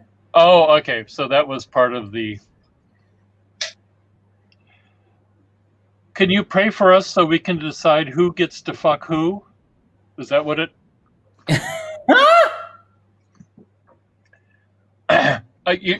You remember Neville? Did you see the Neville one the other night? Neville Bedford, the lawyer. You did. You talked to him. No, you talked to Rob. I spoke to someone who has a radio show. Yeah, that's Neville. Okay. Neville was talking about his son, who is having a sex change.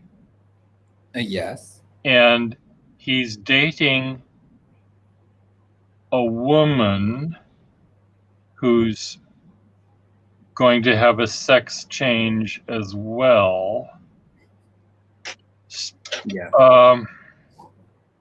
But he described the very true, there was a possibility that my daughter might impregnate her boyfriend, or so, it was just something very weird that the plumbing hadn't been altered, but right.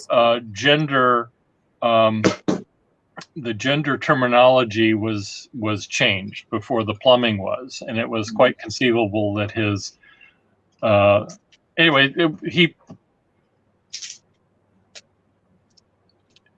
my daughter might get her boyfriend pregnant, or so, it was something rather interestingly worded that I thought was kind of fun.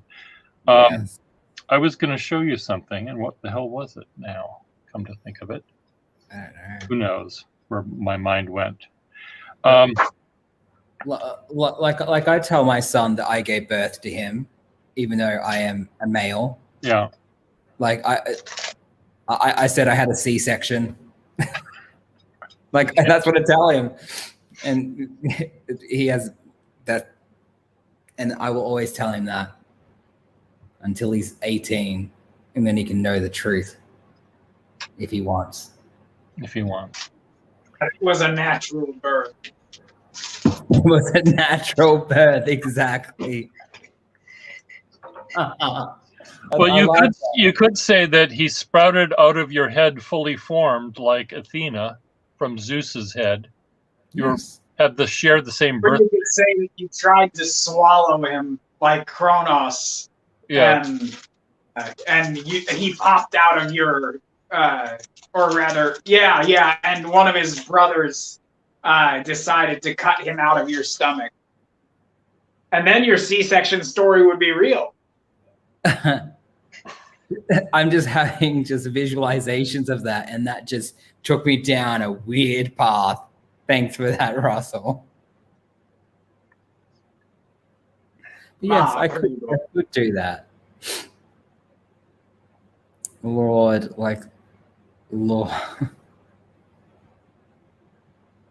Oh, Frederick said that the prayer that we asked for was we said that so Frederick goes, we said that his show was bringing us closer to God, but we are finding it hard to stay on the Christian path. Could he pray for us? But it said, I'm sure I said we're two males and so on and so on. I see. And it just he had a malfunction live on air. It was. Yeah, you can see him. You're doing kind of a good imitation when you rub your hair like this. No, but he literally just it was almost like he didn't know what to say. No.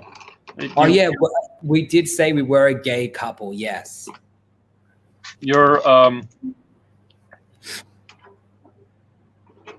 It is difficult, when you actually require brain cells in someone that's religious to actually, when gears actually move, it's so infrequent that happens that it does cause a little short circuit in their little tiny brain. It does. It does. And, you know, like I'm Jewish, not practicing, but it's just, you know, a lot of people kind of malfunction when it comes to, oh, you're gay. It's just, Yep. it's like within the congregation, I see. people malfunction. Oh, poor things. Mm-hmm. It's like this does not process. Yes. And it was, yeah, just, it's fun to mess with people sometimes. It is. Yeah. And if you can do it while they're live on TV, that's even better. Well, the thing is that like we never expected them to read that or to even say anything. Like we thought that it would get filtered out by one of the many interns who don't get paid. Like, Yeah. like, So again, let me just understand this. yes, sir. So you sent a check for $1,000 to Credit card. credit card for $1,000 without even the possibility of having it being read on air. What was your intent? Was your intent A, to get them to in fact pray to this God to help you, or was it to cause them to short circuit privately and spend the money, or what? Well, What was your intent? so the intent was for them to short circuit live on television. Oh, what? Because Frederick and I were watching it live I see. on television because they were doing a $5.6 million fundraiser Oh, so I they see. could keep their show on air in multiple countries. So your and- expectation was that it would be in fact read on live TV. Yes, because Okay. each donation would be like, you know, Sandra from Minneapolis, $6, and then, you know, Cassandra from Detroit, $10,000, which people were donating $10,000. So Parker from Australia gives $1 because he misread it. And I got so pissed off. I was like, this motherfucker, I donated $1,000 and then I got a refund from my credit card company because they read it out wrong on live TV. So, Oh, I see. Your Yeah. credit card made the mistake. no. The They person made a reading- mistake and they had to issue a refund because you demanded that they Yeah. read this amount on live TV and they did not fulfill their promise. Correct, Russell. There was a contract with God made here and God did not fulfill that. Yes, sir. Okay. I have to put food down my gullet, so I will be right back. Okie dokie. You You keep enjoy. talking. What are you making there, Russell? So I found at the dollar store this oven baked clay, and right now I'm just kneading it to try and get it to the point where I can actually do stuff with it. And eventually I'm going to work it into some sort of form. And I'm thinking I want to make a marionette. Make sure that it scares Schiavello. What if I you were to don't make think that I can do anything else. What if you were to because make just a Schiavello marionette? Don't do a What's Schiavello marionette. I don't think I will. I have. I will other send a intentions cease and in mind. desist. You'll print it up. You'll print it up on your Google thing. I will send a cease and desist. I am not a legal lawyer in the United States, but I will send a cease and desist. You'll pay the money. You'll send a $1,000 check to Rob Morrison in Hutchinson, Kansas, to do the dirty work. Sure. And you know what? I'll hire Trump's legal. Legal team. Yeah. And then yeah, I'll you'll hire Rudy Giuliani to stammer on live TV for a while. Yes, exactly. And then I'll have Chris Christie, serve it to you. If he can get up the stairs. I think the only thing Chris Christie would serve to anybody is McDonald's. Well, yeah. I mean, Probably. if he didn't eat it first. Exactly. Chris Christie, oh Lord. That is one man that I hate astronomically. Well, he's a moron, just like a lot of them. Mm-hmm. He reminds me of the Canadian, the Toronto mayor. Oh, the guy who was high on cocaine? Yes, and he was doing crack or something. Yes. Yeah. But everyone loved him.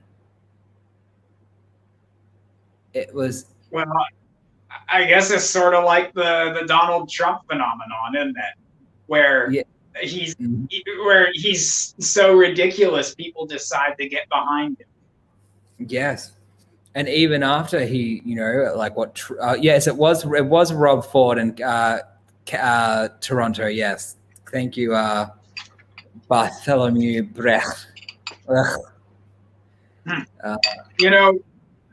One of my favorite books ever is Don Quixote. I mean, it's my favorite book, absolutely. I'm reading through it again. Mm-hmm. And there was one phrase that always stuck to me where it says, and then it so happened that that those that went out to be fooled happened to be fooled themselves. And I feel like that's like a phrase that sums up the entirety of our reality right now. And Don Quixote is basically a book that's almost entirely about the very thin separation of fantasy and reality in the world we live in. So I'm basically doing an advertisement for Cervantes right now. Read Don Quixote. It's one. Right, but that's a good analogy, I must say. It's just like well, I mean, what is it? Hurt people, if that makes sense, and especially in this society. Yeah. At the moment.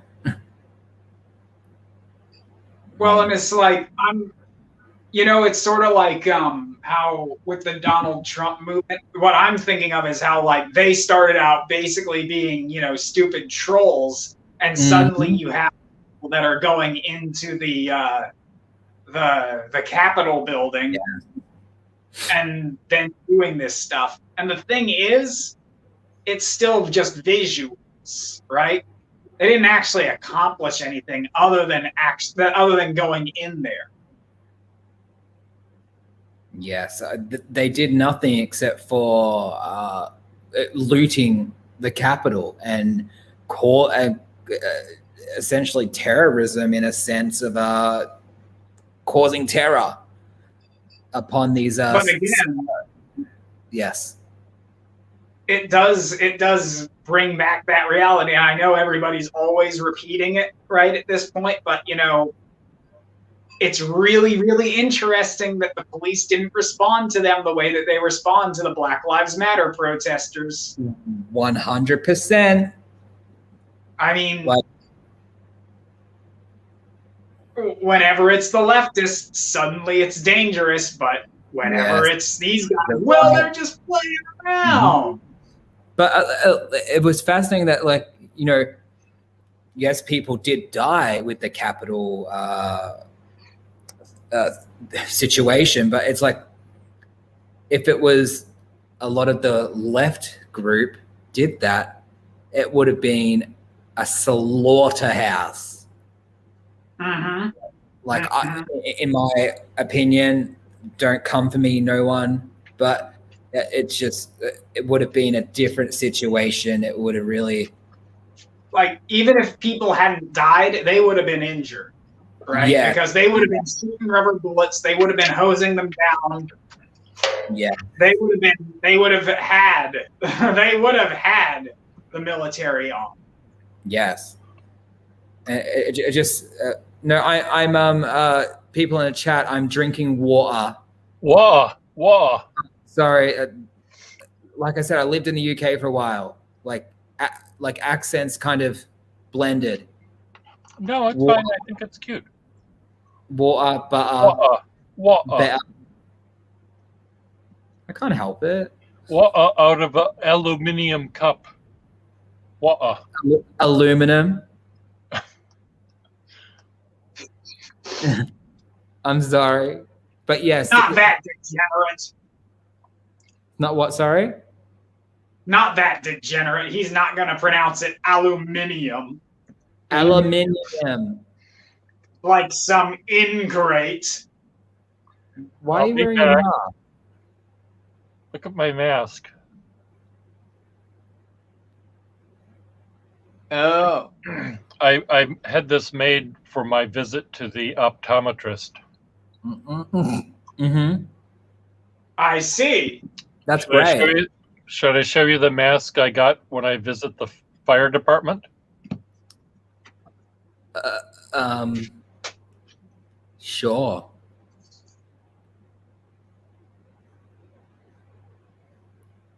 Is that a ladder? I think it is. Oh my God, Pia, there's too much shit Yeah, in your he's place. got so much stuff. I have been in that room, and it's A fire quite hazard. remarkable. The fire hazard, God damn it.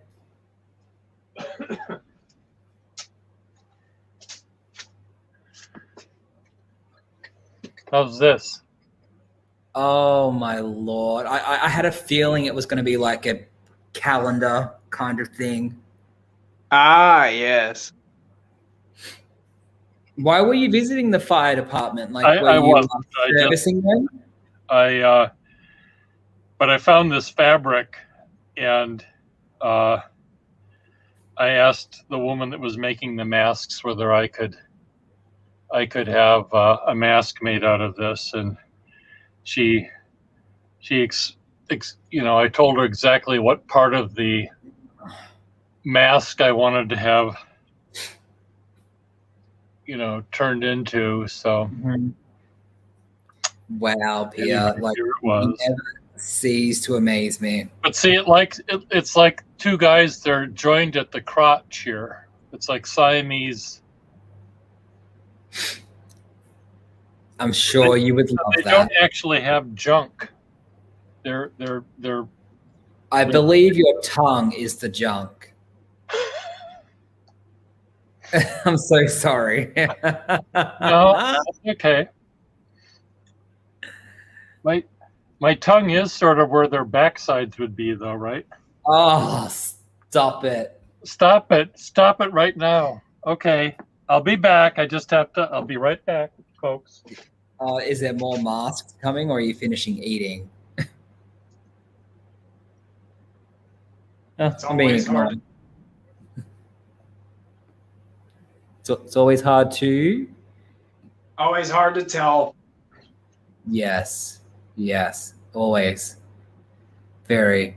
What are you making? Like what have you accomplished so far?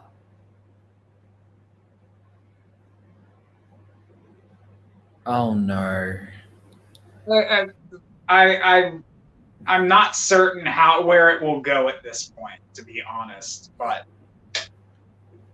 It looks like a ski mask that's terrifying. yeah, I'd really like it to have more personality to it. Yeah. I'm not certain. You're gonna paint it, I'm assuming? Maybe. It says you're supposed to paint it with acrylics, Ugh. and acrylics are okay, but I don't really have very many of them. I think I just have like red, black, and yellow. Red, black, and yellow. Yeah. Well, you can make a lot Fun of color out of that. Yeah, you could. Either way, I don't think I'm going to color it quite just yet. Okay. Frederick says, I think I could spend 10 years in Pierre's place and never see every item that's in there. I doubt it. That's I terrifying. probably. I mean, I don't know how big it is. That's the thing. So It's not terribly big. So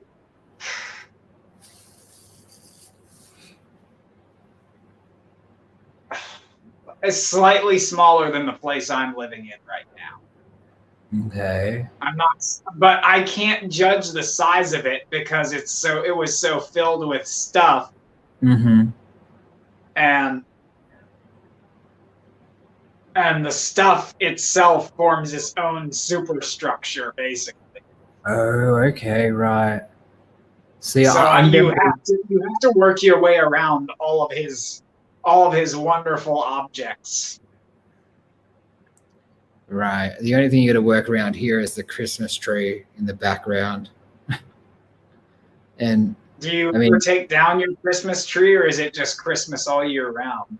it's Christmas all year round. It brings my son joy, but I've had it up since 2019. That's no 2018. Sorry, All right. that's terrible. See, it's not that bad. Mainly because the only reason I don't care for like Christmas trees and all that stuff is because my family insists on putting it away afterwards. Oh, okay, yes. So, I mean, it's like I don't even want to bring it out. I don't want to go through that effort. That's Yep. basically all. I know that feeling. Like I don't see the point of just having it there for how many days? I don't know, 20 something days, and then it goes away. It's like, what a waste of time. Mm-hmm. Parker and his Christmas tree are the backbone of this stream. Thank you, Canada. I mean, One cannot. like I was, like Pierre, you said it's not terribly big, Pierre's house, and then I'm just thinking the things that Pierre could do in my house that is close to 7,500 square feet. It's like that terrifies me. Yeah, don't let him in. Don't let him live in your house because he'll find stuff to fill it with. Well, see, like when I move to the States eventually, and hopefully to West Virginia somewhere. Apparently, Frederick has said that Pierre is going to live in mine and Frederick's basement, and then Russell, yourself, is going to live in the attic. Attic? Okay, Attic so or crawl space. yeah, Well, my proposal was that if you're keeping a home in West Virginia, I am willing to be your groundskeeper. Deal. Sounds perfect. And the home's going to be quite large because I'm going to be popping out kids like it's no one's business. So, Another Could be your section. pardon? So you another C section. Oh, So you know that I just got rid of stuff to that took up 1 cubic foot of space in my house. Guess what I brought back? 2 cubic feet oh no. of foam, white foam, cubes of white foam. Put that in acetone. Get rid of it. Well, I thought I would make a nice hat or something. I don't know. Oh no. And pink-ish, orangey red, and purple Naugahyde. Look at that. A roll of pink and red Naugahyde. Lovely. right, Russell? You understand why I have this now, right? I don't. No, I have no idea. Well, it was free, and now I have it, Oh, Oh well. and I can make something out of it. Maybe. you could. See, I make- thought that you were referring to some sort of specific plan. I don't have a specific plan yet. Canada, the tree is coming to the United States. What is coming? My Christmas tree. We have. So I didn't realize that your family business had a branch in West Virginia. Pardon? I didn't realize that your family business had a basis or a branch in West Virginia. Naugahyde. It's a kind of naga. It's a kind of naga. So I have a question that's been on my mind. For whom? A Jewish man having a Christmas tree. Yes. Okay. I have a menorah as well. Okay. So you just, it's just the trappings that you like, not the actual theologies. Yeah. Okay. I mean, I am Jewish, I know we But- did that. non-practicing. Yeah. However, the Christmas tree is mainly like when my mother lived with me and it was forced upon me. And then my child liked it so much that I was forced to keep it up. And so it's an art installation by Parker Schiavello. Sì, certamente. But Yes. so your mother, who presumably was Jewish as well, Does anyone watch Fox News? Yes, I do. Leave me alone. I he feel also pretty liked attacked. bacon. Oh, for God's sake. I don't eat bacon no more. My body doesn't like it. Just stop picking on me. I feel attacked. Y'all are a bad bunch. Y'all are. But yes, Russell. My family has branches all over the world. But no, I want West Virginia so I can work in Washington, in a children's hospital. Oh, Because I'm a licensed pediatrician. So yeah. Pierre had mentioned that actually. all right. Actually, maybe you mentioned. Talk about Yeah, you mentioned it in one of the other streams. I've talked about myself a lot because new people come and then I have to introduce myself and it's just Oh, you're the constant. doctor. I am Dr. Schiavello, yes, and that's how I want to be. Oh, he's the doctor. Russell, you have to do the Jewish mom. I need a doctor. He's a doctor, honey. He's a doctor, honey. You should really think about it. He's a good boy. He's a rich. I can't do it. I can't do the accent, but I try. Well, you do a pretty good job of it, I'm a doctor. honey. Well, like I mentioned earlier about my family when Mitch was on and how I was always what did I do wrong when something happened in the family and I could be 6 feet under, it'd still be my fault. But like everyone assumed I'd be the drop kick, addicted to heroin, being like and talking like this, but no, I came out on top. And my brother is a woodwork teacher on minimum teacher's wage, which is nothing wrong. But I turned out to be a doctor and a lawyer. So suck on that, Lorraine. And I Fuck paid you, for Dad. it all. Doctor. Exactly. Fuck you, Grandma. I paid for it all myself as well, bitch. She's a trash box. Sorry. I apologize, stream. I got triggered. That's I'm fine. See, I've never heard anybody call their grandmother a trash box before. Yeah, she's a trash box, hooker, hussy, and a whore. We should get this from Marilyn.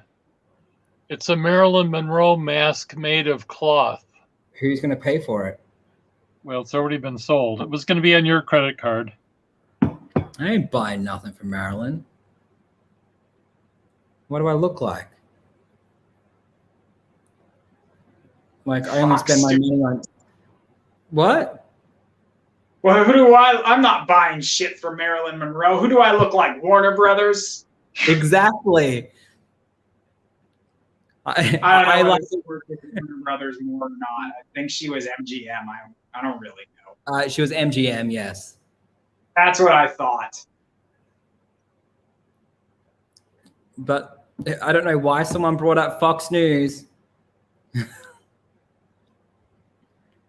It was about Christmas being allowed to be Christmas again. Oh. Well, now it's not allowed to be Christmas because now Joe Biden's in the White House. Oh, so we can be heathenistic and sacrilegious and everything else. Yeah, now we have to say happy holidays again. Why? What was it previously? Happy holidays.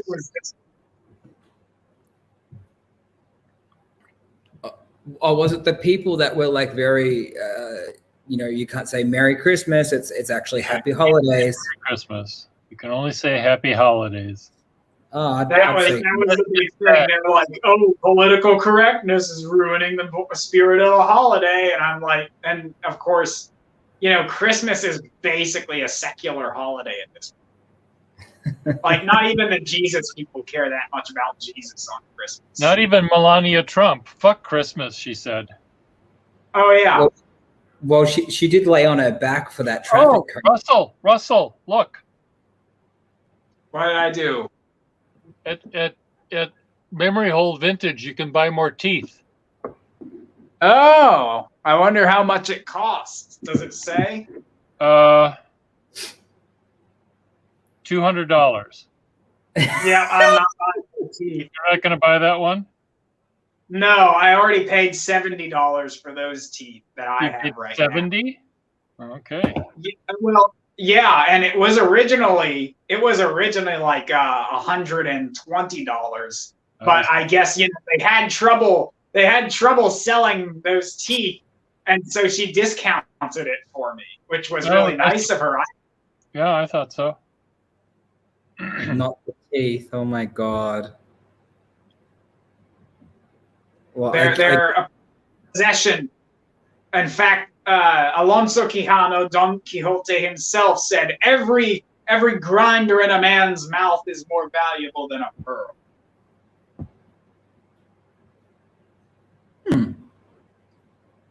Yes. I mean, yes.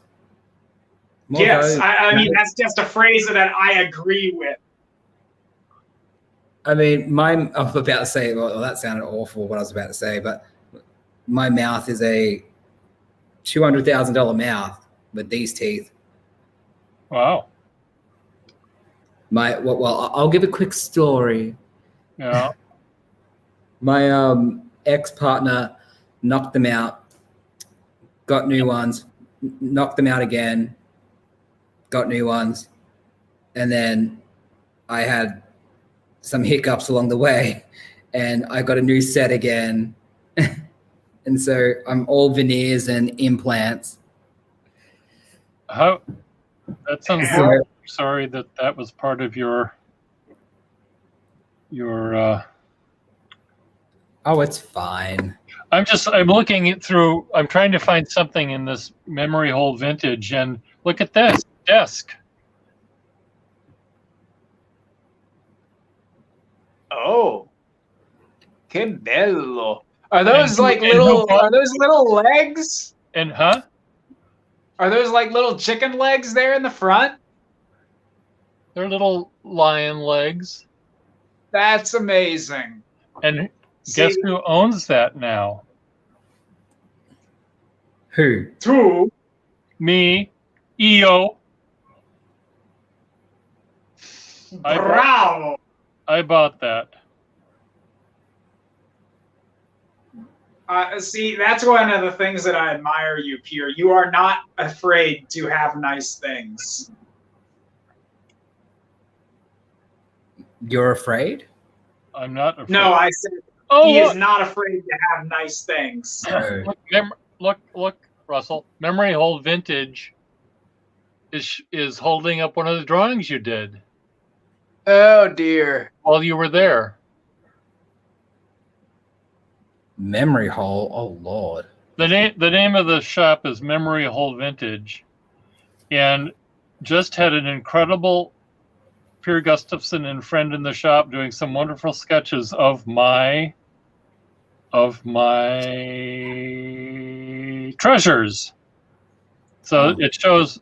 Oh, there's one That of my. was a while ago. That's See, there's one of my drawings I did of. What I like about this guy's shop is there's a lot of weird things in it, unlike my house. He has a lot of stuffed animals. He has a lot of lots of dolls. And a lot of the dolls are missing limbs, or there's like a bucket of limbs from dolls. And he arranges his sculptural humanoid things with other animals. So he had Mickey Mouse and the Pietà and a poodle all in one little thing, which I drew. So my drawing, you can't really see it, but anyway, there's another Russell with the stuffed bunny. How many Russells is there?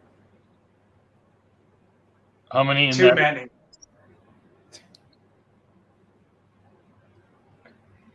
Lord. Anyway, this guy has a lot of dolls in his collection of stuff, and there is one that oh look, my God, this is a Russell. Look at this. Oops. Low battery. This is like the Hamburglar. Ooh, that's beautiful. That looks like How long ago was that posted? It's sold. I don't. 2019. Figures. Oh well. He. I think that was supposed to be a little child looking at like a Christmas tree or something, rather than. Oh, this is something for you there, Schiavello.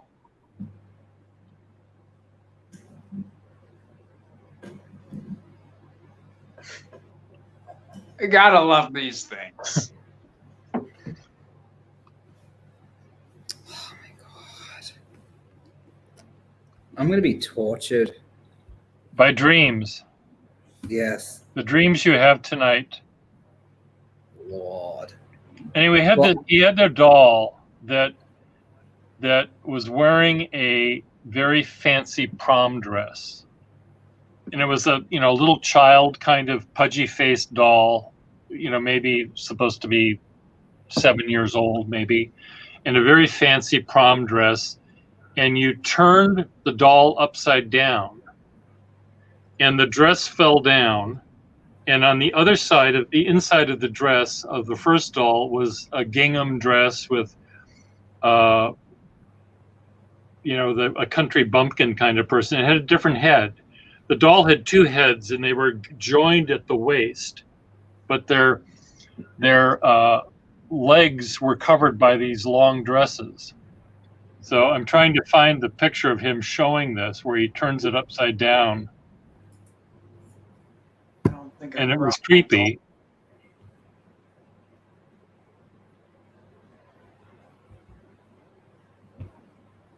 Let me check and see something real quick. Sure.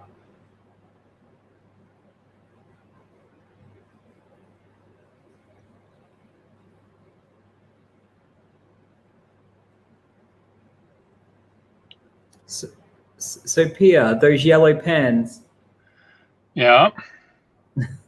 how much do I have to? You just Right, have to give me your credit card, and I'll be fair. I'll pick a number. You'll just pick a number. Give me, you have to tell me the security code on the back, and I'll just figure it out for you. Sure. No, I sure, did no not. problem. I did not have what I wanted. I left that at home. I have a wonderful book about dolls. Okay. And the doll that you brought up reminded me of one that was like, I think from Louisiana, Okay. right? Or from someplace in the South anyway, where it had two sides to it, right? Joined at the waist, but two different heads. And one of them was like this little woman, and the other was like this pig-headed man with warts all over it. And according to the text, it was like a ritual doll where if you needed something like medicinal, for example, you would turn it over and use the part where the woman was. But if you needed to put a curse on somebody, you went to the pig-headed man. Oh, okay. That's good. It was versatility in your whatever they are. You could also buy, look, raccoon vertebra earrings. $10. Well, who in the world would not want those? Schiavello. Schiavello's raising his hand. What, you don't have the backbone to buy vertebrae? Bump. Yep. We had to have one of those. We had to have a backbone joke with that. Well, guess how long we've been talking? 3 Almost hours done. and 47 minutes and 47 seconds. Yeah, I said I would come on really quick. Well, And I know. And it was fun, and we got you. Oh, another marionette. Look at this. You were very quick. It's okay. Ooh, I wish I could see it better. Can you send me that on Instagram? There. Oh, that's so beautiful. I love it. Is it sold? Oh, I'm sure this is probably. Oh, like this sailor, $30 each. Swing by and take a swing. That's tempting. I don't know. He's still in business, but I don't know how. Whether he's moved that stock or not, Well, because this is way old. So I'm certain at a certain point that that there is a point where he has to say, okay, I'm getting rid of this because it's just taking up space. I don't think he has. I think his prices make things go quickly, and I don't think he really has to worry about that. But I guess I can check with him on those marionettes and see what he has. Yeah. So I'll forward that to you on, if I can find it again. He may have other marionettes too. He didn't say sold on that one, but. So, Schiavello. Yes, sir. Text me or add me on your Instagram, please. I'm just Parker Schiavello. Okay. That's all I am. Like my That's all you username is are. Parker Schiavello. I'm very simple. It took me a very long time to come up with that username. Okay, P. Schiavello. Schiavello. Why do we say it like Schiavello? Because I started saying it like that, and he decided it was funny. Oh, did you? And Oh. it is. Didn't I? I think it is.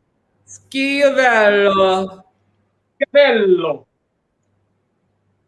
I don't know. I get more Schiavello or Scavello. From the local populace, that is, or Yeah. of course, I'm never certain where to put the accent in some of these names.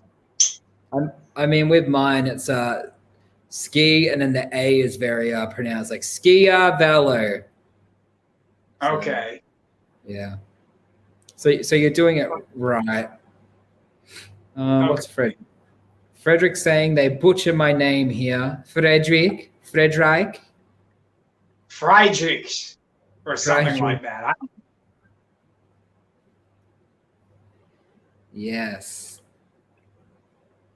Okay, so how do I spell P Schiavello?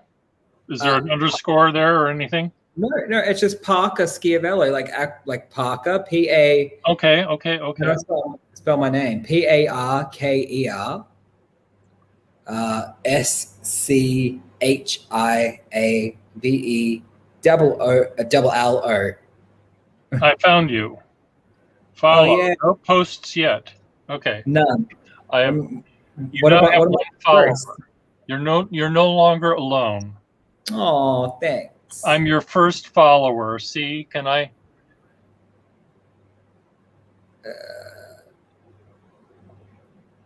Sure. I mean, my phone told me. So you're my first follower. Oh, so see, kind. there's a 1 right there. Yay! Even my own partner doesn't follow me. And I'm going to ring your bell. Oh, okay. However that works. No. You can ring my bell. Ring my bell. Ring my bell. That's Okay. so You guys, it's time for me to now try to find room for my Naga hide. you know you're gonna find room. My pieces of foam. And Russell, it was always good to see you, Oh, it's always a pleasure. to be seen. Well, it's always a pleasure to chat with you guys, I mean. Okay. Oh, bless your little heart. Okay. Bye, everyone. Okay, bye everyone. Bye, y'all. Bye. Bye, chat. Arrivederci.